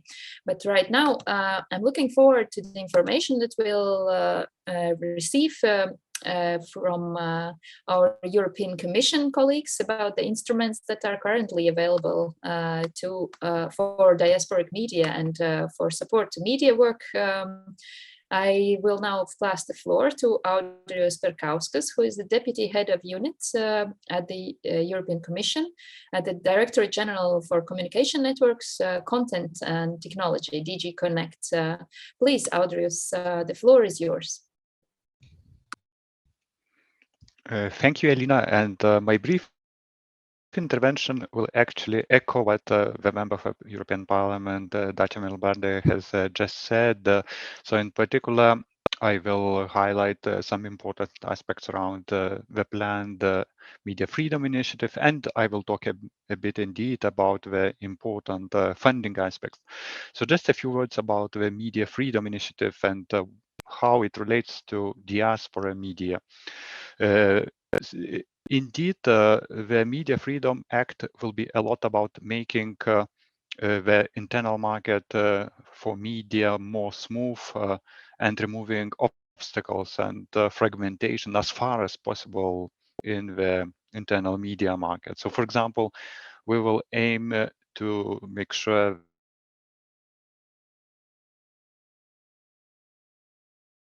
as like licensing or authorization, so that smaller media players can cope with them more easily.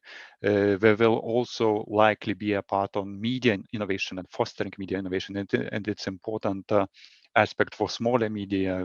So in the ongoing public consultation, for example, we are asking whether media sandboxes is a good idea for the Media Freedom Act. And as you might know, the sandboxing schemes, they temporarily exempt market players from some legal requirements, so that they can start in a less burdensome environment. So these are the most important aspects from the Media Freedom Act. This public consultation, besides, is still open until the end of coming Monday. So if you have energy to reply to it this afternoon or over the weekend, feel free to do so. We welcome as many contributions as possible, and especially on these questions of media innovation and addressing regulatory fragmentation, your insights might be very useful. Now, turning to funding, indeed, it's great news that we have a new home for news media in Creative Europe, in the cross-sectorial strand of Creative Europe. So speaking more broadly, our funding actions rely on two main sources. So one is indeed Creative Europe, and another is still pilot projects and preparatory actions coming from the European Parliament, because European Parliament, indeed, we have to be grateful to European Parliament because they are proactive in the media field, and indeed we get very useful ideas and proposals for the media sector. So just to mention some examples and some schemes that are already been in place, either based on pilot projects and preparatory actions or based on Creative Europe. So for example, one ongoing project is called Internship Opportunities for Minority Language Media. It's an ongoing project. As we speak, collaborations are being carried out by journalists and media working in 25 languages and coming from 16 EU countries. And so the idea of this project is that professionals from minority language media, they found their counterparts in different media organizations and do joint reporting collaboration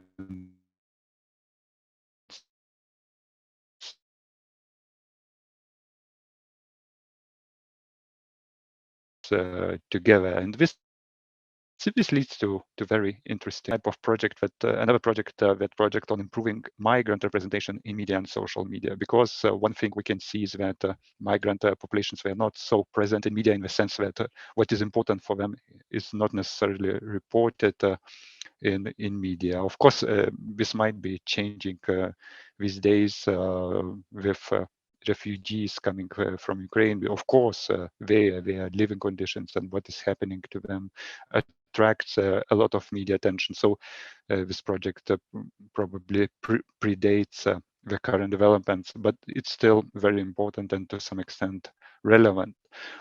Then still in this domain of pilot projects and preparatory actions, we have a project called Local and Regional News Media. The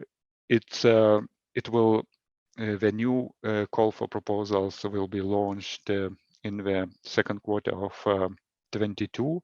And here the idea is very much to try to support the economic viability of local regional news media, because this is where, for example, the COVID pandemic has left its mark in a very visible way. Local and regional news media really suffered the drop in advertising revenue, and some struggled to recover since. Of course, it's not a huge project. It's limited to 2 million euros, so it's rather to experiment a bit with ways to strengthen economic resilience of local and regional news media. And then turning to more, let's say, more substantial projects, it's important to mention journalism partnerships. It's a new scheme established under Creative Europe, and it fosters collaborations between media outlets, so that media outlets and journalists, they experiment with new ways of working, so that they innovate in their journalistic practices, and while doing that, they also produce content together. So again, journalist partnerships is a more tangible scheme, and you have calls for journalist partnerships each year. And there, a key is to get together with several other media outlets or organizations across several countries. So it resonates well with another idea just raised in the previous panel, that for all such funding opportunities, it's very important to self-organize, to get together, perhaps to establish an association, because then it will be much easier. Of course, you will have natural partners around you, and you will be able to apply for all these European funding opportunities. And one last thing still on these funding opportunities, there will be a webinar on news media grants on 6 April at 11 Central European Time. So feel free to register and to attend this webinar, because there you will learn quite a lot about how these news media grants work in practice, and what is put on the table by the European Commission. And if you hesitate where to find links to this webinar or other relevant information, you can always follow our corporate Twitter account, which is Media EU. One final aspect, since this webinar on diaspora media is also inevitably very much about Ukraine. Just to say that in the Commission we have quite a long experience with projects which provide shelters to journalists, in a sense that projects which host journalists fleeing their countries due to different threats, and provides a working environment for journalists on the European soil. So now we are focusing a lot on deploying these kind of projects to help Ukrainian journalists, of course, but not only, also Russian journalists who are leaving their country in big numbers. And we feel it would be important to recreate this independent independent information space in Russian language with the help of Russian journalists. So you will be learning about this in the coming weeks as well. Thank you. That's all for me.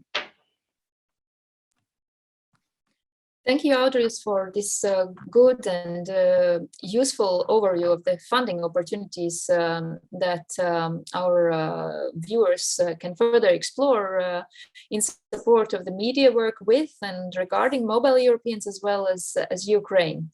Thank you very much. And now for a national policy perspective, I would like to turn to Aiga Grišāne. I have asked her to present a case study from Latvia, and Aiga is a media policy expert, as well as a policy advisor to Dace Melbārde, member of European Parliament. And among Aiga's work priorities in the European Parliament, there is media policy, as well as legislative aspects of it, as well as promotion of media literacy and the fight against disinformation. Aiga was also the head of media policy department at the Latvian Ministry of Culture until 2019. And there she also led the development and implementation of Latvian media policy guidelines for that period of time, including with regard to diaspora media outlets. Against the background of this rich professional experience, I'm very keen on hearing Aiga's views and reflections on national policy dimension of support for diasporic media. Please, Aiga, the floor is yours. Thank you, Elena, and thank you all for having me here. I'll start maybe with a bit of historical background on media policy in Latvia. And in this time of Russia waging full-scale war on Ukraine, I have to say that Latvian media policy, the way it is shaped now, actually started when Russia went into Crimea and started invasion in Donetsk and Luhansk. And after all of those really concerning events, the Latvian government and Latvian parliament decided that it is time to actually have a specific division in the Ministry of Culture that would deal with media policy issues, and also to have a specific planning documents and specific instruments to fight disinformation. Those were two separated issues, which are obviously interlinked, but we would try to keep it separated as much as possible, because media policy is one thing and fight against disinformation is another thing, even though media as such is the best antidote to disinformation.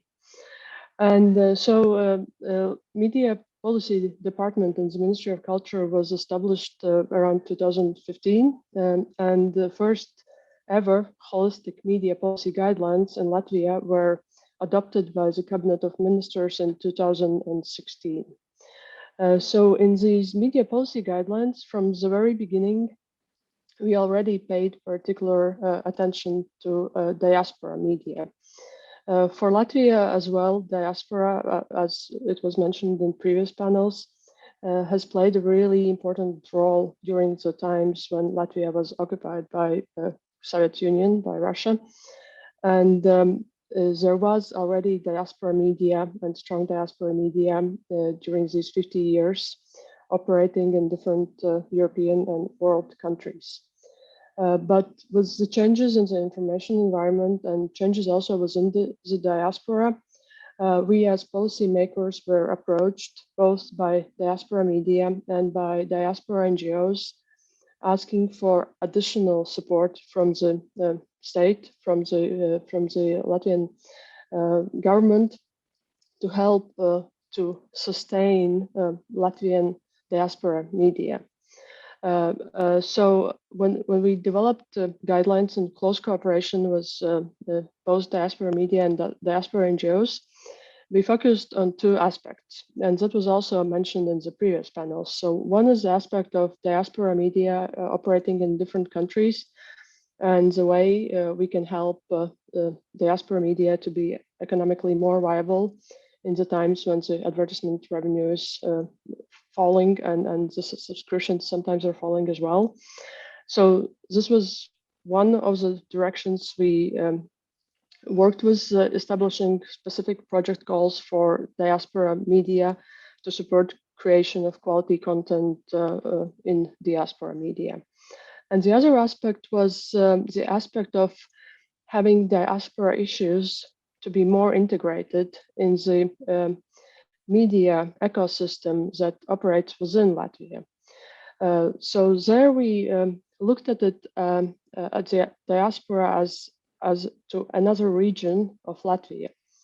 That diaspora is part of Latvia. It just lives not in Latvia but abroad, but it's still part of Latvia.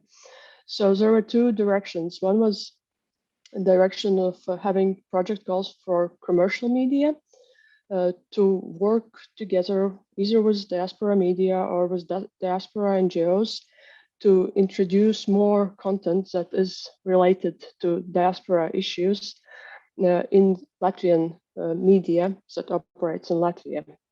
So it's representation, more broader representation of diaspora in Latvian media. It has been both done in, as I said, by project goals in commercial media, commercial broadcasters, commercial press, commercial online media, but also there have been specific projects. You just heard the case study in the previous panel on the public service media, having specific content on diaspora issues. It was also mentioned here that this is important not only because people living in Latvia would know more about how diaspora is living in different countries and what are the concerns and maybe how cooperation could be established or increased with the people living in diaspora, but also because of the availability of the internet and the availability of social media. This content also reaches people living in diaspora. And here I liked Elena's comment on not making a distinction between diaspora and expats, because it's sometimes hard to distinguish, and sometimes it's good actually to integrate the communities that are in a different country living for longer times and the expats that might come just for a few years. But here it's important that these communities do consume more and more media from their home countries as well, and it's important that they see themselves being represented there as then this direct link, which is part of how media operates and how media is trying to work with its audience. Then there is this direct link also with diaspora people. They don't feel that they are not part of the discussions. They don't feel that they are abandoned somewhere. They see that within the public discourse, diaspora has a place to play a part in Latvian public discourse. Another maybe thing I could mention is it's also a question of language and not losing Latvian language. That was important for us. And the opportunities that internet now provides obviously are immense, in particularly of being able to show cartoons and other kids content to diaspora kids, which is a really good way to continue helping with the language skills, not only in Sunday and Saturday schools, but also actually having this content available for kids and targeting this content also to diaspora kids. So there are two or even more ways how to approach diaspora content.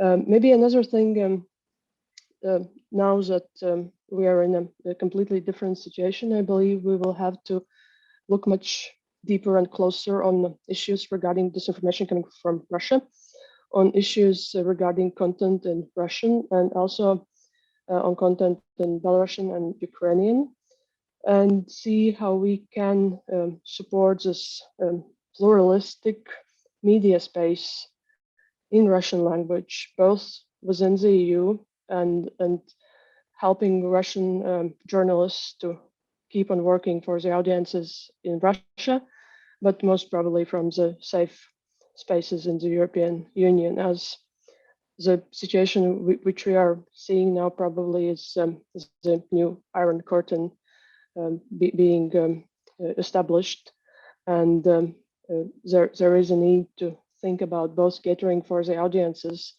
that live here in European Union that prefer to have content in Russian, Ukrainian, or Belarusian language, and also to trying to save at least part of independent Russian media that's still out there. So I think we'll have to really have new tools, new mechanisms, find new ways how to look at this issue and how to help this content to be available, this quality content, because as we know very well, there is another part of it, which is not even soft power, but we could call it harsh power or sharp power of Russia. And that's a Russian mirror concept and all the Russian foundations that are working to undermine and split our societies, and that are particularly working to destabilize Russian-speaking people living in our European countries. So we have to put something against it, and quality media, independent media, as I said, is the best antidote to disinformation. Thank you. Thank you very much, Aiga.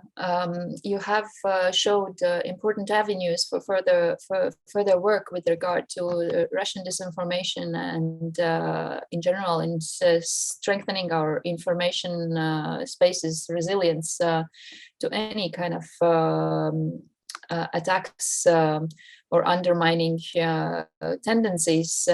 I also hope that the examples of policy instruments from Latvia will serve as an inspiration or as a point of reference in developing national support tools in other countries, as well as to the extent possible also at the EU level. With this, we have come to the conclusion of our event. I would like to say first, thank you to the three speakers of our closing session on practical support tools. We had a strong Baltic presence here. It's always pleasant to see. Thank you very much, Audris. Thank you, Aiga. And thanks also to Dace Melbarde, a member of European Parliament, whose video address we heard today. And I would also like to close this event with many, many thanks to our experts, partners, and audience that have followed this event today. Thank you for freeing up your time and intellectual space for these exchanges. They have indeed been very valuable and provided interesting insights that will serve us Europeans throughout the world as a solid basis for developing policy proposals in this area. I am also particularly grateful to our Ukrainian participants earlier today, as we each individually, but also collectively seek ways to support Ukraine in protecting Europe as we know it. So thank you, everyone, and please do follow Europeans throughout the world online for news on follow-up to this conference, as well as for news on further events which engage topics relevant for Europeans across the world. Thank you very much and hope to see you soon.